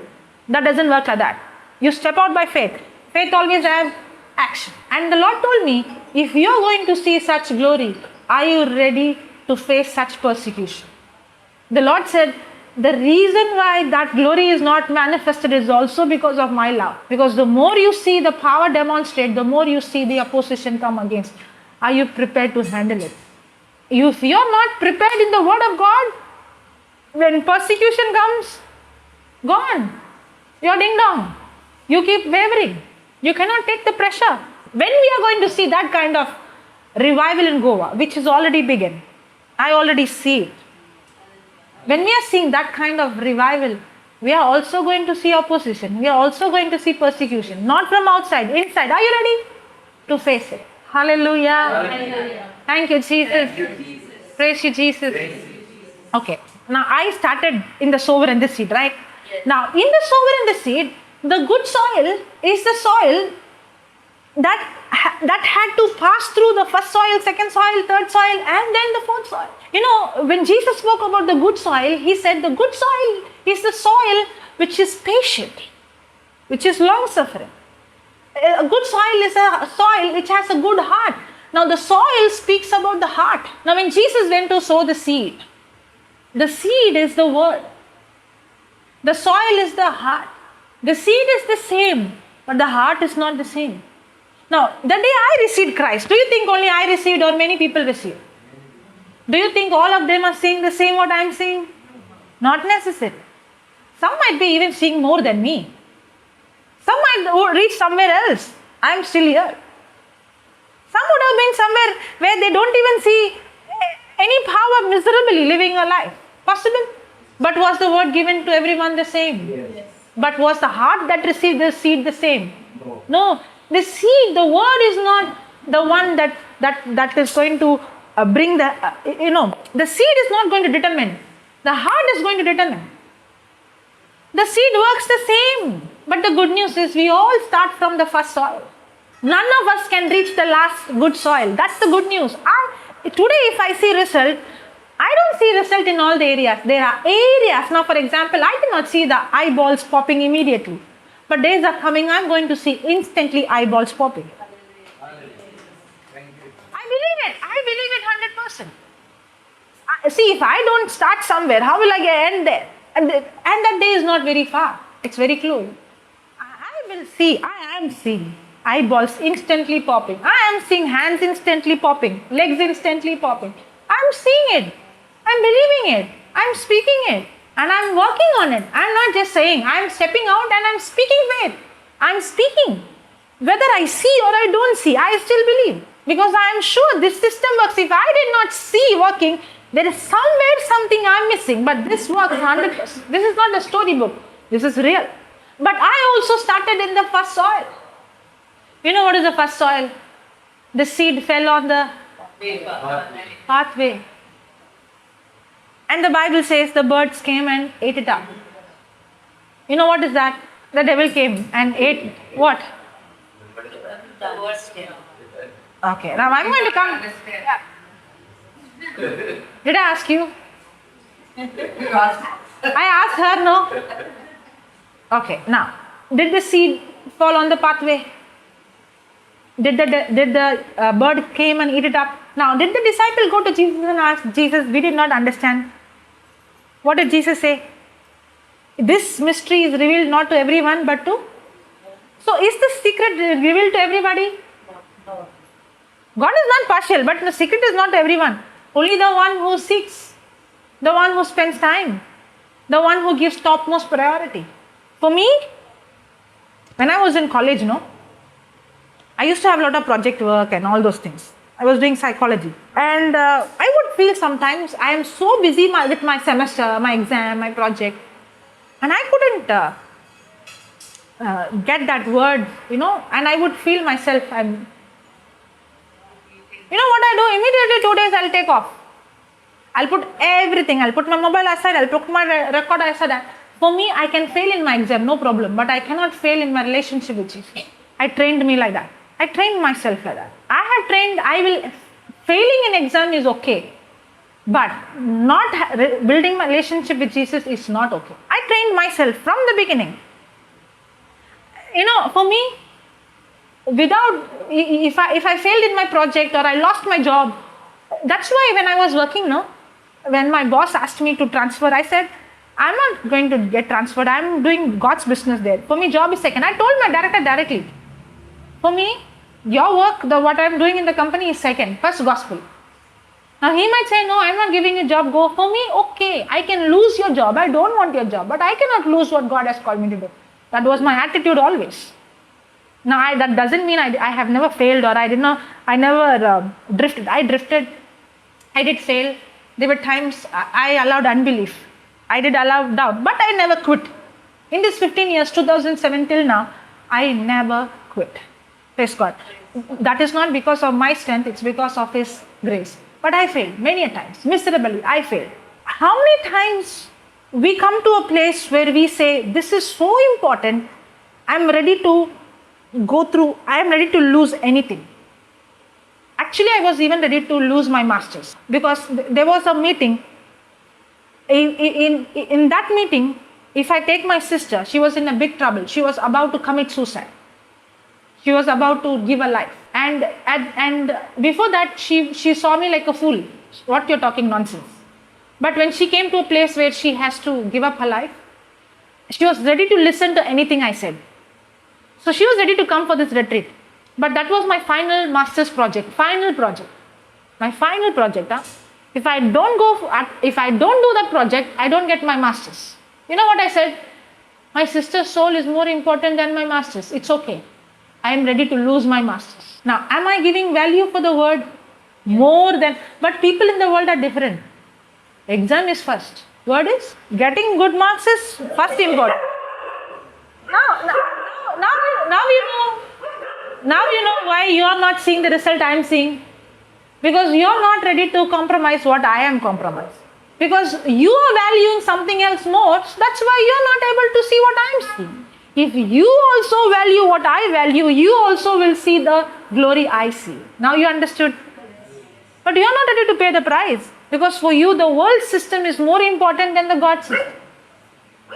When I resigned my job, I did not have salary. I did not have bank balance. I did not have property. I did not have anything. But I know God told me to resign my job. I left the job. But today, what my income when I was earning is nothing compared to what today my family, God has blessed with. Nothing. No comparison. It is in times more than what I was earning. When I made a choice to not to go for the project, and I took my sister, she gave her life to Christ. And supernaturally, I am not going to say the detail. Supernaturally, I did my project also. God gave me favor, and I finished my master's also. Praise God. Hallelujah. Now, can you come to a place where I'm ready to sacrifice anything to build that relationship with Christ? I'm ready to lose anything to do what the word says. You know why? You know what did Jesus say? To you is the mystery given. Did he say that? To you is the secret given. Did he say the secret is given to everyone? You know who are those? The one who had the priority. The one who paid the price. The one who's ready to do anything for Jesus. Ready to go anywhere. These few are different. These few are saying, Jesus, I want to learn. I'm not going from here. Teach me. And Jesus is telling to you that means the secret, the mystery in the word is not given to everyone. It's given to the one who seeks and gives God the topmost. That's why the scripture says, seek you first his kingdom and his righteousness, and all these things shall be added unto you. And that's when God begins to reveal the mystery. Now the sower sows the seed falls. And now, if you see, sometimes I'm going out of track, right? Correct? Actually, it looks like out of track, but everything is connected. Correct? Now, do I know point number 1, 2, 3, 4, 5, 6? I don't know. As a teacher, can you speak without knowing point 10, point 7 and go somewhere and come? No, you have to have a reference. Correct? You should be prepared. Now, who's helping me? Now, once I finish the example, I actually forgot about the thief coming and robbing the seed. I'm talking naturally, okay? I forgot. But when I finished the example, Holy Spirit reminded me, okay, you have to come back here. Now, is there effort or effortless? Effortless. If I have to come with my intellectual and preach the same thing, it's not easy. But when Holy Spirit is helping me, it's very easy. I have to only keep going on, and he keep reminding me, and he keep reminding me this scripture, that scripture, this scripture, this scripture. And you could see that. You could make out. It's not me. You could see that's the Holy Spirit. You cannot deny that. It comes out so eventually and so naturally. It's a gift. When the seed fell and the bird came and picked up, you said the devil comes and picks. My question is, when will the devil come to steal the word in your heart? Because the devil is already there when the word is being preached. Because in Job, I think it is there. Record her face, we'll show to Papa. When God asked the devil, where have you been? No. Very simple question. The first soil. Now you're going to go back and you don't go and study so many things. You know what Jesus told the disciples? If you don't understand this parable, you won't understand any parable. This is the foundation. If you don't have foundation and you're trying to study other things, it's like the building is big, but the foundation is weak. Correct? So lay your foundation strong. Now this is foundation. The first seed, when the farmer went, the seed fell on the first soil, on the pathway. The bird comes and eats. And the disciples did not understand. They went to Jesus. And Jesus gave an interpretation. The seed is the word. The pathway is the heart. They received the word. And the devil came and robbed it. Correct? My question is, how can or from whom? Okay, I'll put the question another way. When the word is preached, will the devil come to rob the word from your heart? So why should I preach? Anyhow, the devil is going to rob it from your heart, no? That means the devil cannot rob from everyone. Correct? My question is, from whose heart will the devil rob the word? My answer is not, see, I am not preaching anything of mine own. The answer is in the scripture. If the heart condition, if the soil is not right. Soil is not right. But what is the problem in the soil? I can say soil not right. Anybody can say, but who will tell what is the exact? It can be some nutrition less, it can be some water less, it can be something, no? Exactly what is the problem I'm asking? I'll show you the answer. Yes. Mark 13, verse number 19. Mark, I said, sorry, Matthew. Because Mark 4 is the sower and the seed. In Matthew, it is 13. When anyone hears the message about the kingdom And does not understand. Not the devil will not rob from everyone who hears the word and does not understand it, then The evil one comes and snatches away what was sown in their heart. so can the devil rob the seed from everyone?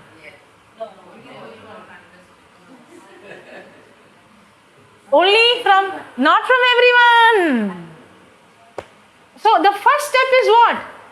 What is understanding? Do you ask in your class? Do you understand, students? Did you understand? Very good. Very close. Understanding means to have practical working knowledge. Sometimes when I tell you go to YouTube, in this channel, your daughter will say, I know, and go and subscribe. But you will say, I don't know. Correct? Yes. Why? Because she has a understanding. If I give in your hand, you'll say, where is YouTube? What is YouTube? How to go? How to type? Possible? Yes. Correct? But not 5 years, nowadays 5 years also. If you ask a 10 year, 11 year, I don't need to give explanation like how I give. I can only say there is a channel, JCILM, go and see. The child will go and fatafat, mommy this is that, and give you. Correct? Yes. Now why? The child is having an understanding means a practical working knowledge. When you ask your students, do you understand means what? Do you know to apply it? Correct? Do you have the working knowledge of it? So you might know there is YouTube, but you may not know have a practical working knowledge how to use the YouTube or how to watch the video in the YouTube. So when will a person have understanding? Only when the person has a practical working knowledge. Now I told you the first soil, the second soil, the third soil, and then the fourth soil. The first soil is when a person understands. I'm going to go very fast, okay? Very fast. The first soil speaks about understanding. The second soil speaks about offense. Because the second soil, when the person receives the word, understands with joy. But when persecution comes, I told you right, when you're going to see the glory, you're going to see persecution. But persecution comes, the person gets offended. The second soil is when the person gets into unforgiveness, in offense, in bitterness.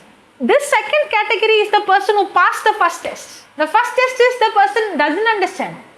The second category, the person understands, but operating in offense, operating in bitterness, operating in anger, operating in offense.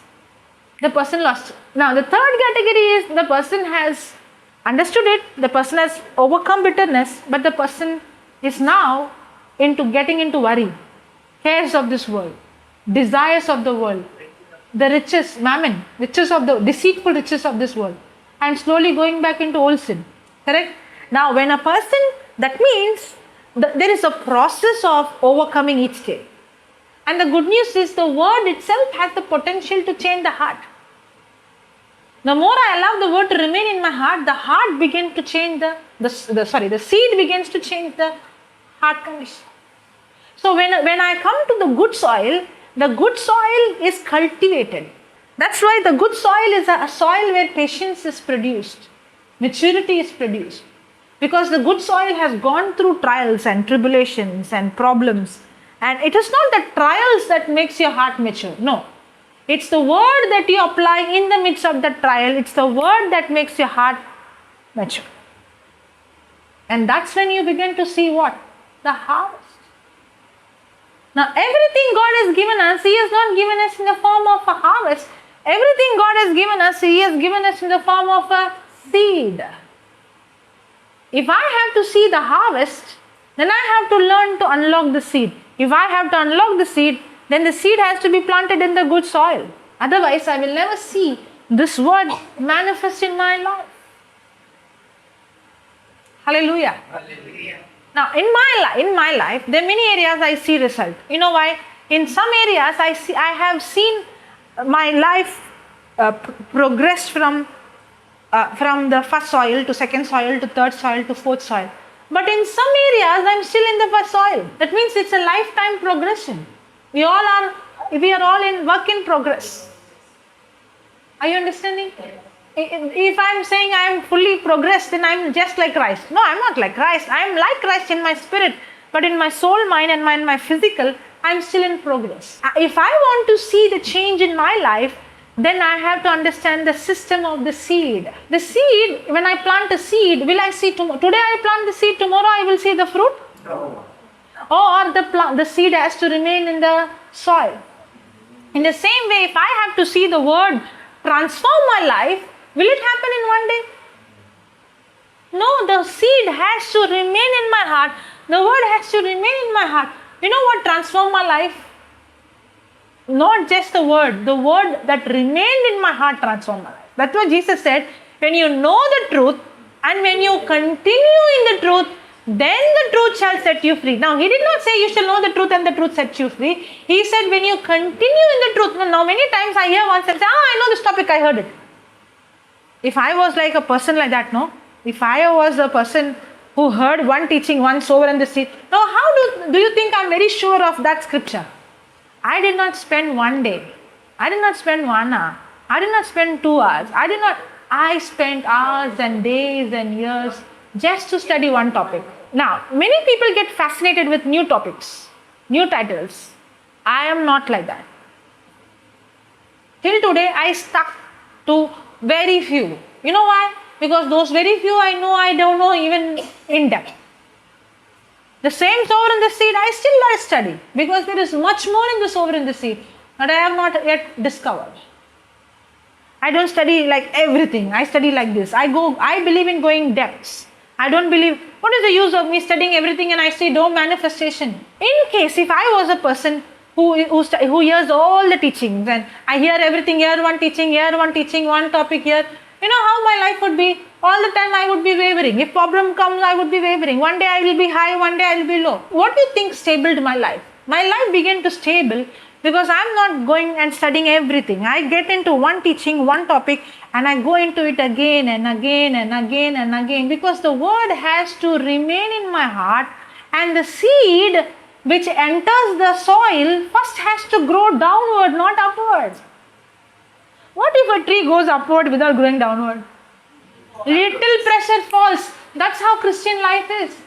When I see people all the time wavering, no, I know why. Because it is not that they are not hearing, they are hearing. But that word is not in their heart. They are hearing it and leaving it. That's why it's dangerous. We all want the result. But the result is dangerous. Why? When the tree comes, when the result comes and pressure comes, you won't be able to withstand the pressure because the root system is not good. You know, one of the reasons why we just don't do healing, we teach first, we preach first, we give understanding, we tell them to change the thinking, rather we praying over. You know why? If I'm going to lay hand and the person is going to get healed, the person got the result without the root system. Now what happens? When the devil comes and puts pressure, the root is not there. Without a foundation, will a building stand? It's like I gave the building without the root. When the pressure comes, they lost the healing and they say, Sister Jocelyn prayed, but the sickness came again. Why it came? God did not heal you 50%, 30%. God healed you 100%. But you did not have the root system. You only took the result. You never allowed the word to remain in your heart. I prefer you don't get instant healings and miracles. I'm not saying God doesn't give. God does give instant healing and miracle. But rather than you seeing the end result and seeing the outside, you take the word and allow the word to first go deep down. The result will come by default. That's how the system works. Now everything God has given us, He has not given us in the form of a harvest. He has given us in the form of a seed. And the seed is the same, but only the good soil sees the result. If I don't see the result, that's why from the beginning, when I did not see result, I know that's not the problem with the seed, it's a problem with my heart. If I did not see that person healed, it's not the problem with the seed works. It's a problem with my heart. So what did I do? I went and I continued in the word. I allowed the word. I did not quit. What if I would have quit on that day? Thank God I did not quit. What if on that day I shut the door and said, this doesn't work. I will not pray for anybody hereafter. I don't want to face any shame anymore. What would have happened? My heart, I would have never allowed my heart to become a good soil in that area. Correct? But what transformed my heart? The word transformed my heart. And that's when my heart began to transform, and when the word began to go deep and the root system went to begin deep, I began to see effortless fruit. Do you think that the tree bears fruit here? There's a lot of fruits, right? Outside. Now, do you think that the tree is struggling to bear fruit, or it is produced effortless? That's what Jesus said, I am the vine, you are the branch. The branch, everybody can see the fruit, but the branch knows I'm not the one. The vine is the one that is supplying the sap and I'm producing the fruit. It's not me. It's the sap. Hallelujah. It's effortless. It is effortless. The only effort is to allow the seed, Shivan. The only effort is to allow the seed to remain in my heart. And if this word remains in anybody's, the devil is not scared of the word. But the devil is scared of the word in your heart. Because the seed, now, what if the farmer keeps the seed on the altar and says, go to the field every day, water the field, manure the field, plow the field, guard the field. And where is the seed? Will anything come? That's how our prayer is. Where is the Bible? Where is the word? In the notebook. Every day praying, fasting, going to church, going for mass, doing my prayer. Where is the word?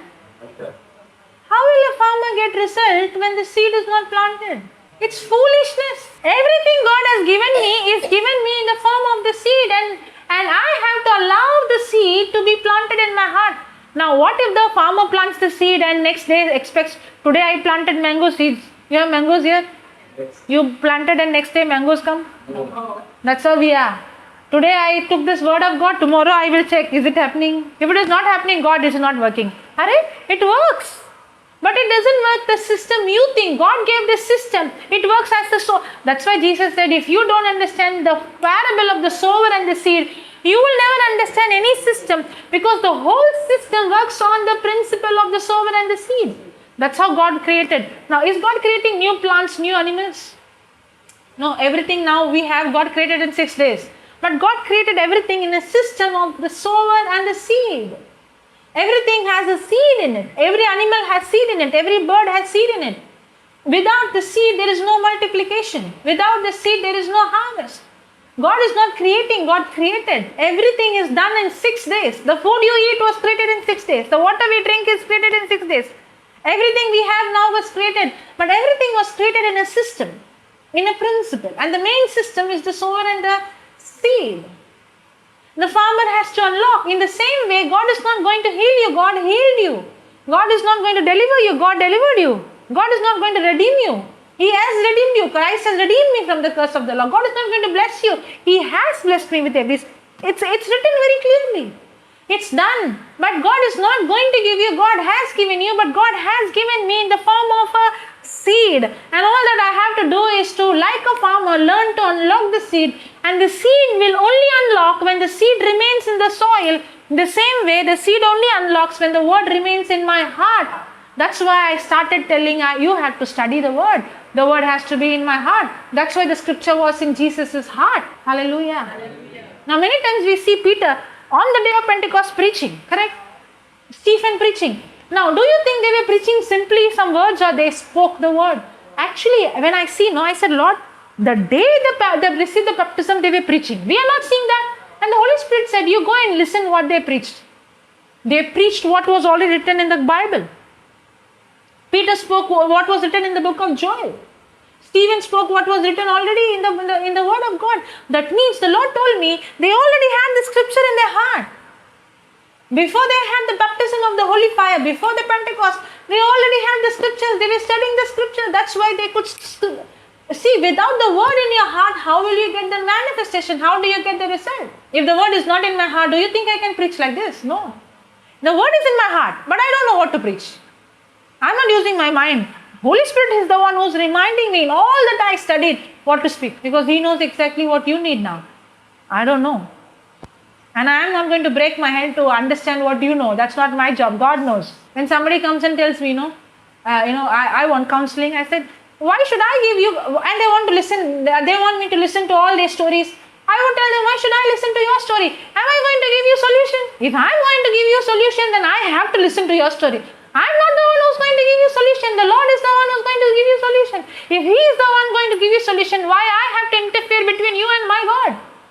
My job is to open the word and say, Holy Spirit, take over. And He takes over and He speaks exactly to your solution. And now, I'm also saved. I did not hear the garbage. You also saved. You got the answer. Isn't it easy? So easy. That's why the life I live is so easy. That's why I always say, I do the world's best job. I have no other job. Every day go and enjoy. Oh, really? Really? My job is to enjoy every day. Every day, enjoy. Every day, worship Him, sing, rejoice. Every day, see blind eyes opening, deaf ears opening. Come. Even preaching also, don't prepare. No worry. You enjoy with the Lord. See, my studying is my preparing my heart. Means my preparation is my relationship. Okay. Thank you, Holy Spirit. This will help you. Have you seen some people, you spend 5 or 6 hours, it's like 2 minutes, correct? And the time would go and you would feel like, oh, there is no enough time. Correct? Correct? And you would have felt like just now you spent and the person has to leave and you feel very, will I not get some more time? Have you seen some people 5 minutes, 5 hours? Have you seen? When they open their mouth, no, you are like, Lord, how will I escape now from here? Have you noticed? It has happened for me. It has, and thank God sometimes phone rings now, I got a call, bye. Now, does it happen? Yes, Very much. Correct? Why is that some people, 10 minutes they sleep. Correct? 10 minutes they speak. You are like, when will this get over, Lord? When will this finish? Correct? Some people, 5 hours, 6 hours, you are saying, Lord, I want more time. I want to spend. Now, why is that? When you love someone, you want to spend time. My studying, when I was in college, I used to see some of them, even in schools, I used to see someone, they have the book like this and have you seen that? Yeah. I see people studying the word also like that. When I see that, I look at them and I say, Lord, what a pathetic condition that is. I really see people studying the word like that because they see me quoting the scriptures, they see me quoting the definitions, and they must be thinking I am sitting at home like this. And they don't know I don't do that. Really, I don't do that. See, my way of studying is, I would take maybe 1 line or 2 lines, or I would take, and for me it is the voice of God. And the Lord will speak to me through a tree or through a plant, through my dog. And I might be not even having when I'm studying, you won't even see a Bible. You don't even know I'm studying. When I was working in the hostel, God gave me that beautiful place. I used to have, outside my building, there was a pond. And there are a lot of flowers and a lot of tortoise and a lot of fishes. That orange color, white color, I don't know the name. Fishes in that pond. And there used to be a lot of tortoise. And there used to be a huge tree. And there used to be a swing. Okay? Every day when I come, sometimes even I get gap in between. My job is every day 4 or 5 hours I have to travel. I have to take the local train, I have to take bus. Because I have to visit different branches. So every day I have 4 hours, 5 hours. And I would enjoy my 4 hours, 5 hours. Because the 4 hours, 5 hours I would plug in. And I would listen to the teaching. And I don't listen many teaching, one only again and again and again. And when I come to that pond, evening time I would come and sit there, sunset. I would sit in that swing. I would not put anything. And I would sit there and I would keep swinging. I like swing very much. Even now, recently we went to a school. After the retreat over, I went and sat in the swing. I love swing. Now, I was sitting in that swing. Every day I would sit in that swing. And I would speak to Jesus. And everything I heard in the morning, in the bus, in the train. And the Lord would give me the secrets. And the Lord would, and sometimes tears would roll. I study the word like that. I would study the word. When I come to my house, the favorite place is the terrace. Nobody would see Bible in my hand, book in my hand, pen in my hand. I would go and sit in the terrace and I would see the stars. I would see the moon. And the Lord would start speaking to me. And He would give me revelation. I would hear the voice. And He would start talking to me about my future. He would start telling me about things to come. And I would hear His voice. Now, and whenever God speaks to me, how I know God speaks to me? Now somebody might think, God comes and says, Joe's clean, I'm talking to you. Nothing like that. I never heard. Maybe He might speak, but He has never spoken to me like that. Because I spend time with the Word, He always speaks to me from the Word. He always reminds me what I heard in the Word, what I studied in the Word. And that's how my relationship is. You will never see me, if you are very close to me, you will never see me with a book and a pen. And don't be like me. I don't want you to be like me. You might be unique. Some people are different. Some people, when you're cooking, God speaks to you through the cooking. Some people, when you're drawing, God speaks to you through your drawing. You are unique. You're not like me. You don't need to be like me. But that's how I am. And nobody knows my revelation. Papa Johnson would say, my revelation comes in the throne. Does he say that? Yeah. Have you heard? Yeah. Some people will think, what is throne? Morning, some people go and sit in the throne with the newspaper. And he would say, under the shower, I would get revelation. Under the shower, there is pen and paper and book? No. But God always speaks through the written word. And my relationship with Jesus is that.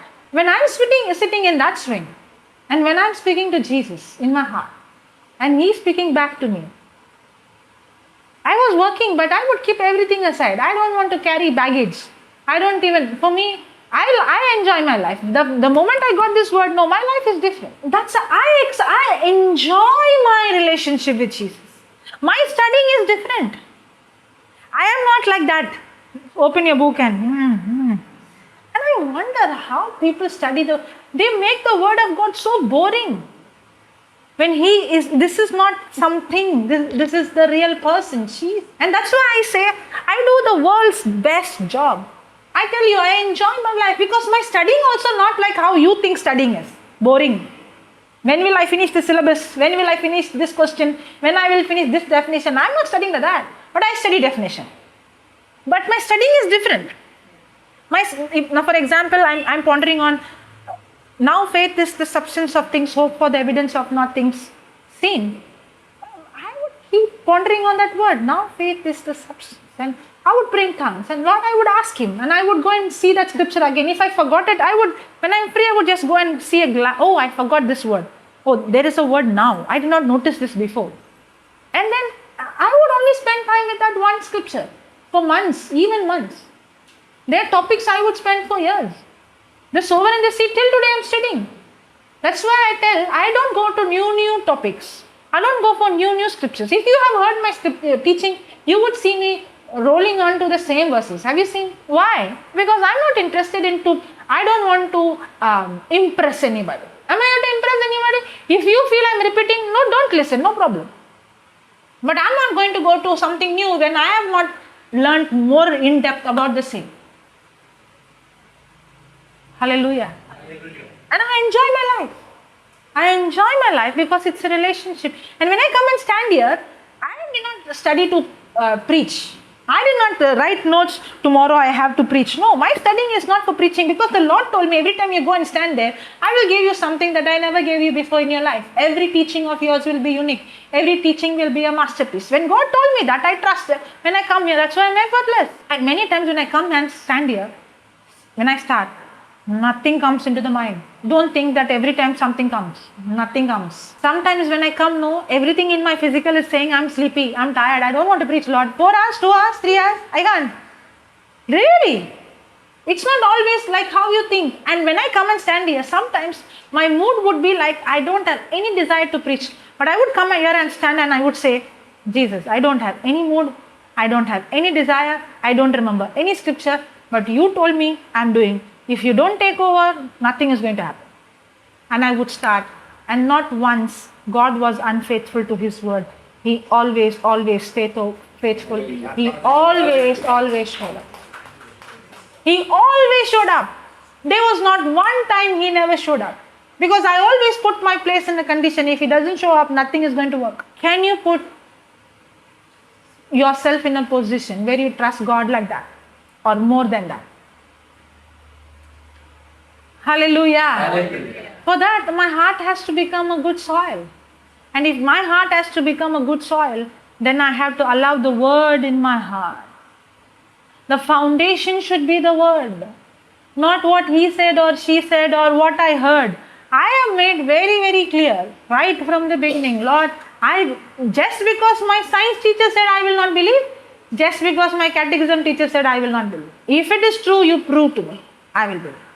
And if I know that is true, no matter who comes and tells when Peter opened his mouth and said, what did Peter say?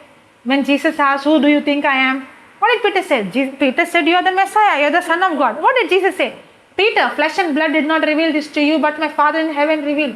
After a few verses, Jesus said, I have to go and I have to be crucified. What did Peter rebuke Jesus and said, I'm not going to allow you, you cannot go, you cannot be crucified. What did Jesus say? Get behind me, Satan. Correct? Now, did the same Peter spoke under the anointing? Did the same Peter spoke under the demonic spirit? If Peter, now just because Jesus said, get behind me, Satan, did God never use Peter? God never used Peter after that? No, but did Peter speak under the demonic influence? Yes. That means if Peter can make mistake, any human being can make mistake. That's why when anybody speaks, no, I don't see the title. It doesn't matter who you are. If Peter can make mistake, you can make mistake. If it is not in the written word, I shut my ears.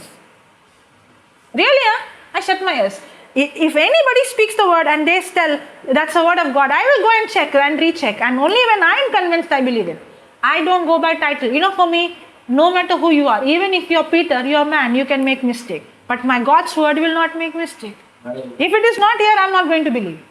If you have that attitude, you will see the glory of God.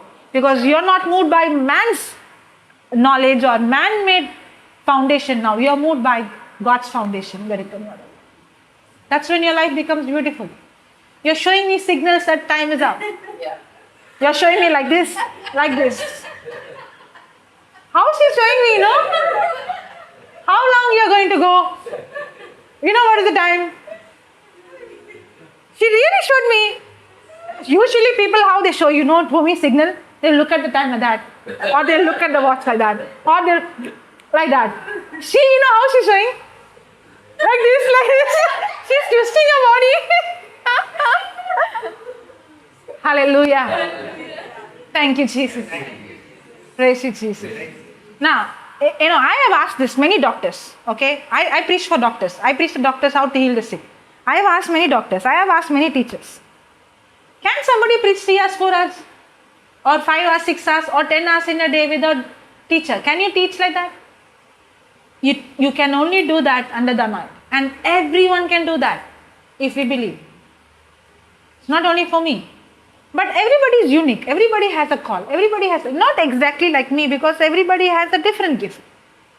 Everybody is loved the same, but everybody call is different. Thank you, Jesus. Okay, anybody has any pain, you can stand wherever you are. I would ask. The seed was sown on the good ground. Okay, my question is, some produce 30, 60 and 100. Because there is a process in that also. No, is it? Depends on what measure they sowed, or is something else? No, it is how much you have renewed your mind in that area. Now, for example, did I see the blind eyes completely manifestation? Did I see? I saw, correct? 100% blind eye, did I see that girl seeing? Yes. There was another lady without no eyeball at all. Did I see 100%? No. Did the eyeball pop immediately? Did I see at least 30% harvest? Just because I saw 30% doesn't mean I don't see 100%. I told her, I even told, a day is coming very soon, I'm seeing the eyeball popping instantly. That is 100%. That means what? I've already begun to see the result, but there is still preparation going on. There is still learning going on. There is still experience. There is still spiritual muscles built in that area where that soil has to be more and more pruned, more and more matured to see the 100% result. But I can reverse also. I can go back also. I can remain there also. I can grow also. Correct? Now, not necessarily I can be satisfied I saw 30%. Correct? This person cannot see, can see now. This person without eyeball can see shadow now. But I did not quit. I did not stop there. I said, no, I am seeing 100%. Full eyeball. That too instant. And I started to imagine. I instantly started to imagine the eyeballs created, the eyes created, and the eye popping up. I started to see that. Now what I'm doing when I'm seeing that? Am I seeing the seen or unseen? Unseen. What am I doing now? I'm preparing my soil, my heart. Not to focus on the seen what I saw, but to see the unseen. It's not about how many seeds. It is about how that one seed you planted is going root. What is the use of 100 seeds and nothing has roots? Half stolen by the thief, half choked by the sun, half choked by the thorns. Nothing will bring. It's not about how many. It is about how in depth. If I am having 4 areas, one is financial area, one is health area, one is emotional area. All the areas I need to change, no? But the areas which I want to change, I have to begin to apply the word. Sow the seed. Hallelujah. Hallelujah. Okay. All those who have any physical pain, can you stand? Okay. Any two of you, can you come? One hold her hand, one hold her hand. Come. Ask your neighbor, will God heal you? What did the person say? Yes. God will heal you? Yes. Okay, take 1 Peter 2:24. Again, next class started. If I ask you boy or girl, first you'll say boy, then you'll say girl? No, you'll be sure, right? You have to be sure. God will heal you. Now remember the eye testimony. Did she wait for the healing or she had to act by faith, seeing herself healed? Seeing herself. So we are seeing her already. See, it's already done. Yeah, Correct? done. Correct? Yes. Correct? Yeah. Okay. Close your eyes. Now, you're going to apply the same principle, like how that girl saw the unseen. See Jesus on the cross. The Bible says every bone in Jesus' body was out of joint. Close your eyes and see Jesus on the cross. Every bone in Jesus' body was out of joint. Every whip, his skin was torn, his flesh was torn. Every cell in his body was damaged. What you see in the cross, what we see, 5 wounds, is not what the Bible says. The Bible says Jesus was beyond human appearance. Psalms 22 says, every bone in his body was visible. Every bone was seen outside because his flesh was torn open. Psalms 22 says his heart melted like wax. Jesus' organs melted. His heart melted. Every cell in his body was damaged. He was stripped naked. His beard was pulled as if the grass was pulled from the root. Jesus took all the sickness on himself. He was beyond human appearance.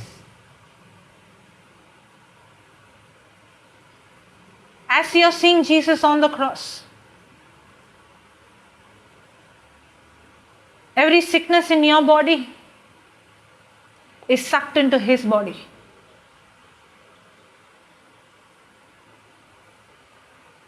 Come on, see by faith. Every pain is sucked into his body. Every sickness is sucked into his body. Every infirmity is sucked into his body. Every curse, every sin he took in his body. He already healed you. And right now his healing power is flowing into your body. Life of Jesus is flowing into your body now.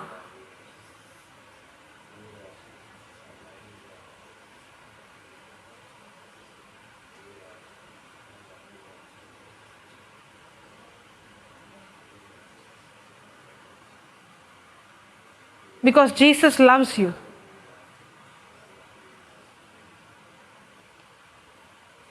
Life of Jesus is flowing into you now.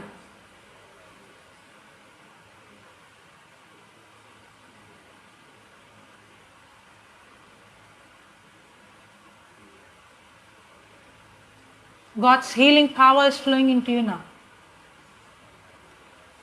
Those who are holding hands say this. In the name of Jesus, In the name of Jesus, I rebuke I rebuke every spirit of infirmity, every spirit of infirmity, every sickness. every sickness. I command you, I command you, leave this person now. leave this person now. Every infirmity, Every infirmity, every spirit of infirmity, every spirit of infirmity, come out. come out, Out. out. In Jesus' In name. Jesus' name, I command I command every pain to leave now. to live now. In Jesus' In name. Jesus' name, I command I command your whole body be healed. Life of Jesus life of Jesus is flowing into you now. is flowing into you now. Life of Jesus Life of Jesus is flowing into you now. flowing into you now. You're completely healed You are completely healed by the wounds of Jesus. by the wounds of Jesus. Thank you, Jesus. Thank you, Jesus. Amen. Amen. Amen. Amen. It's done. Amen. Praise God. What pain you had? Side pain. You had side pain. Yes. 1 minute, brother, one. You had one side pain. Now check.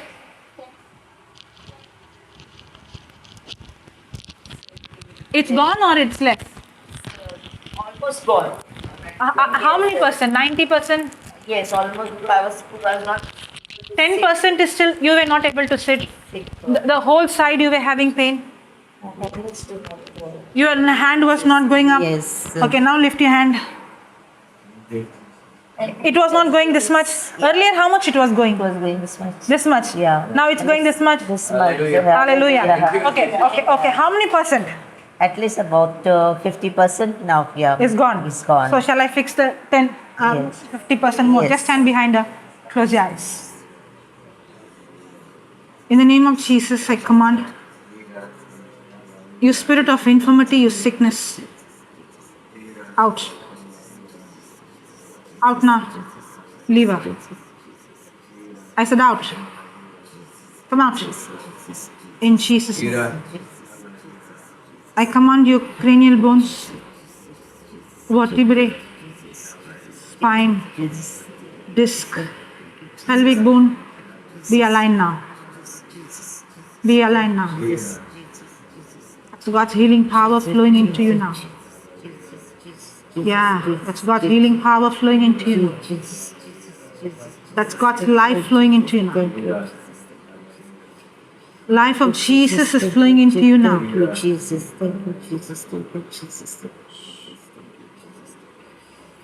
you, Jesus. Thank you, Jesus. Thank you, Jesus. Be aligned. Thank you, Jesus. Thank Your muscles, tendons, ligaments, nerves be loose. Be loose, be relaxed. Be relaxed.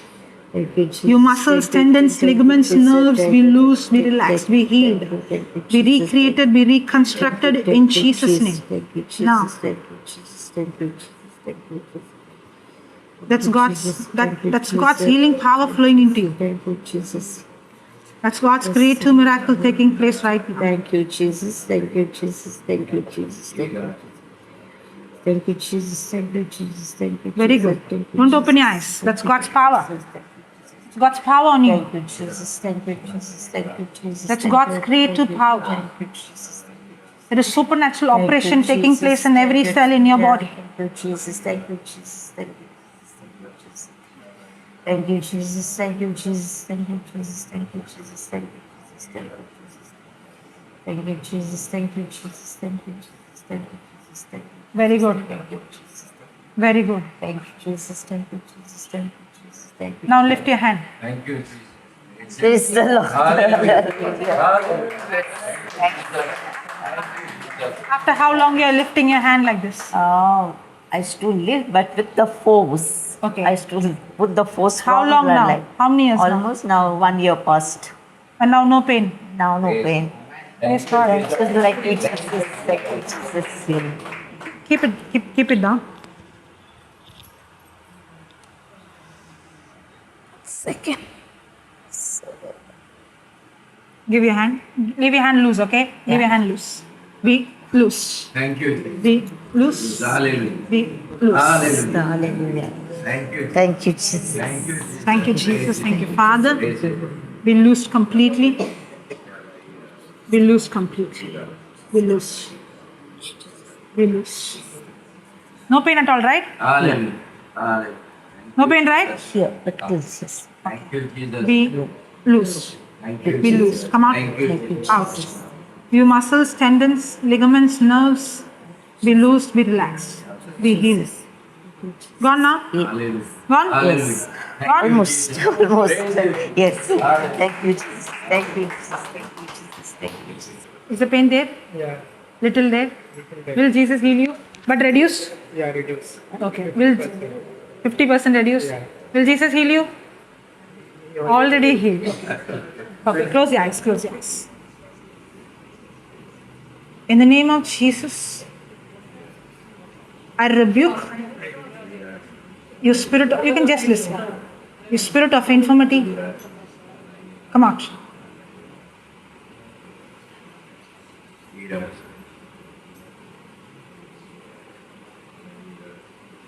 Is that cancer?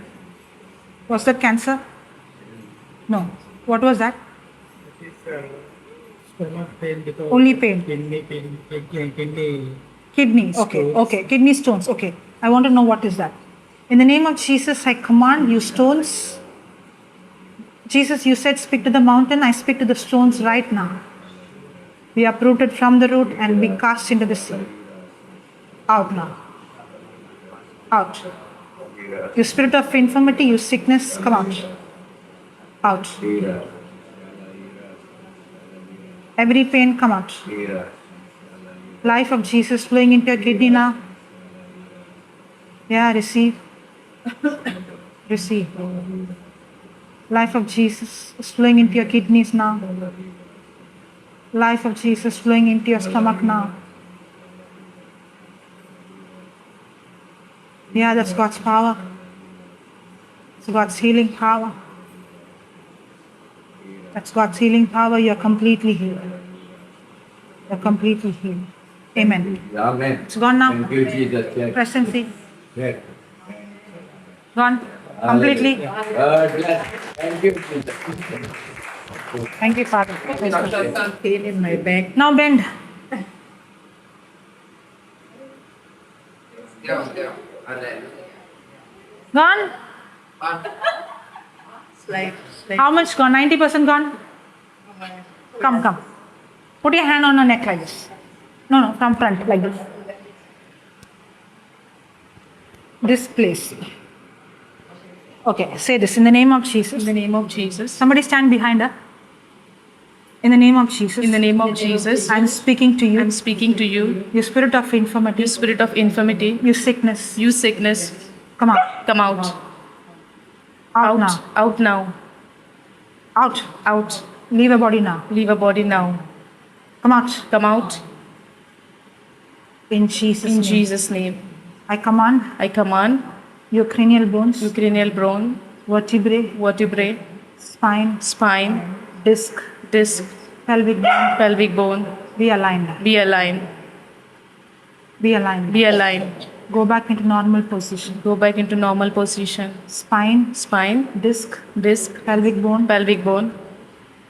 right now be aligned. Right now be aligned. Muscles, Muscles, tendons, tendons, ligaments, ligaments, nerves, be loosed. be loosed, Be relaxed. Be relaxed. Nerves be loosed, Nerves be loose. be relaxed. Be relaxed. Every disc Every disc be healed, be healed. be recreated. Be recreated. Now. Now. In Jesus' In name. Jesus' name.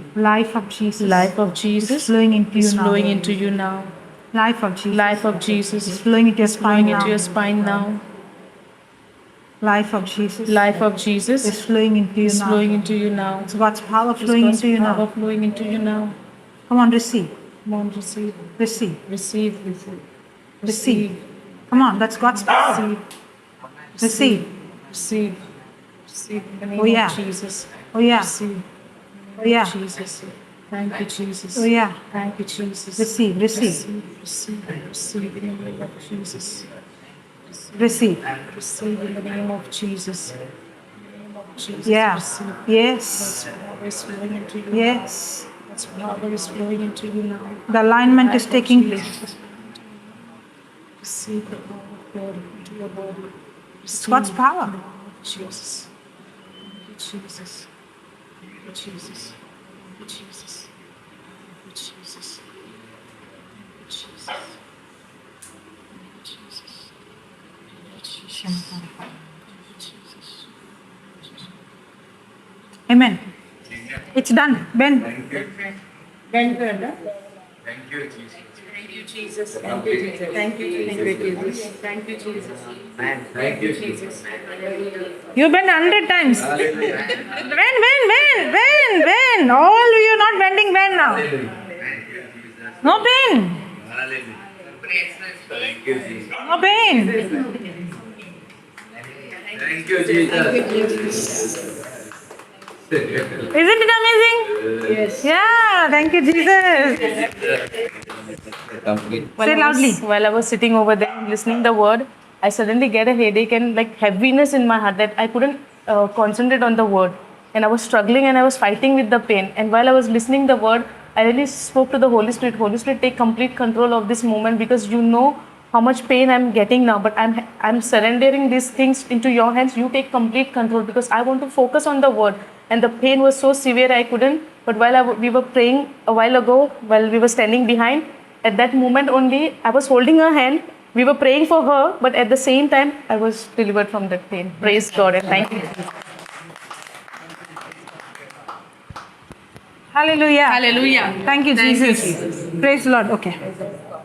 Now, you have to change your mindset from I am praying to Jesus already healed. Okay? Okay. Thank you, Father. Close your eyes. See Jesus on the cross. You have to change your focus from I'm sick. You have to believe you are healed. That's God's power flowing into you now. That's God's power. That's God's healing power flowing into you now. You want something here? Okay. In the name of Jesus, I command you spirit of infirmity, you sickness, come out. Out. Out now. Come out. Yeah. What's he saying? Heal me, Lord, heal me. That is the problem. I know you're telling like that. It won't work like that. How many years you will be like this? I can't do anything. Do you think I have some other power than the word? The word is the one that heals. And God has healed. If you have to believe the word, only then you will see. No matter how much thank you, Jesus, you are saying, if you are saying, Lord, heal me, nothing will happen. Believe that. Don't say, Lord, heal me then. Thank you, Father. Thank you, Jesus.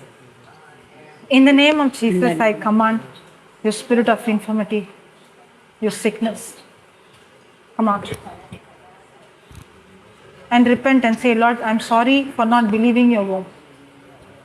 Lord, I cancel every negative word that she spoke against her body.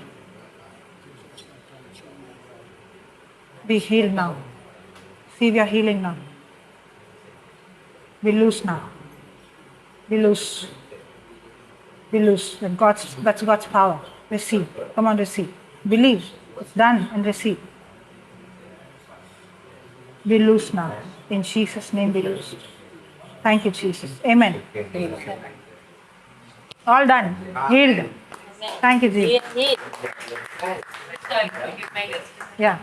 We were having these retreats in Padra. That time I had come to you because my elbows were hurting very badly. I used to wear those elbow braces here, and I couldn't even do any simple thing in the house. And that day you prayed, and I believed that it was healed. But still the thought was coming, I can't still feel the manifestation. So I just kept on believing that I am already healed. I'm already healed. And I didn't realize when the pain went.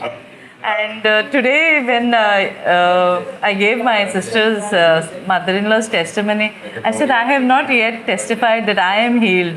So I thank and I praise God that there is no pain at all, meaning so much so that I have even forgotten that I had pain. Okay, thank you, Jesus. Praise Jesus. Okay, let's close our eyes for a minute. Thank you, Father. Holy Spirit, we thank you. We thank you, Lord. You are so faithful. Your word is so true. You're so alive. Help us, Lord, to grow in your word. Help us, Lord, to take your word as the foundation of our life. Help us, Lord, that we will go out to reach out and proclaim the gospel. And we believe that you are raising a generation. And we believe there is revival in Goa like never before in the history of this world. Thank you, Lord, for doing that. In Jesus' name we pray. Amen. Amen.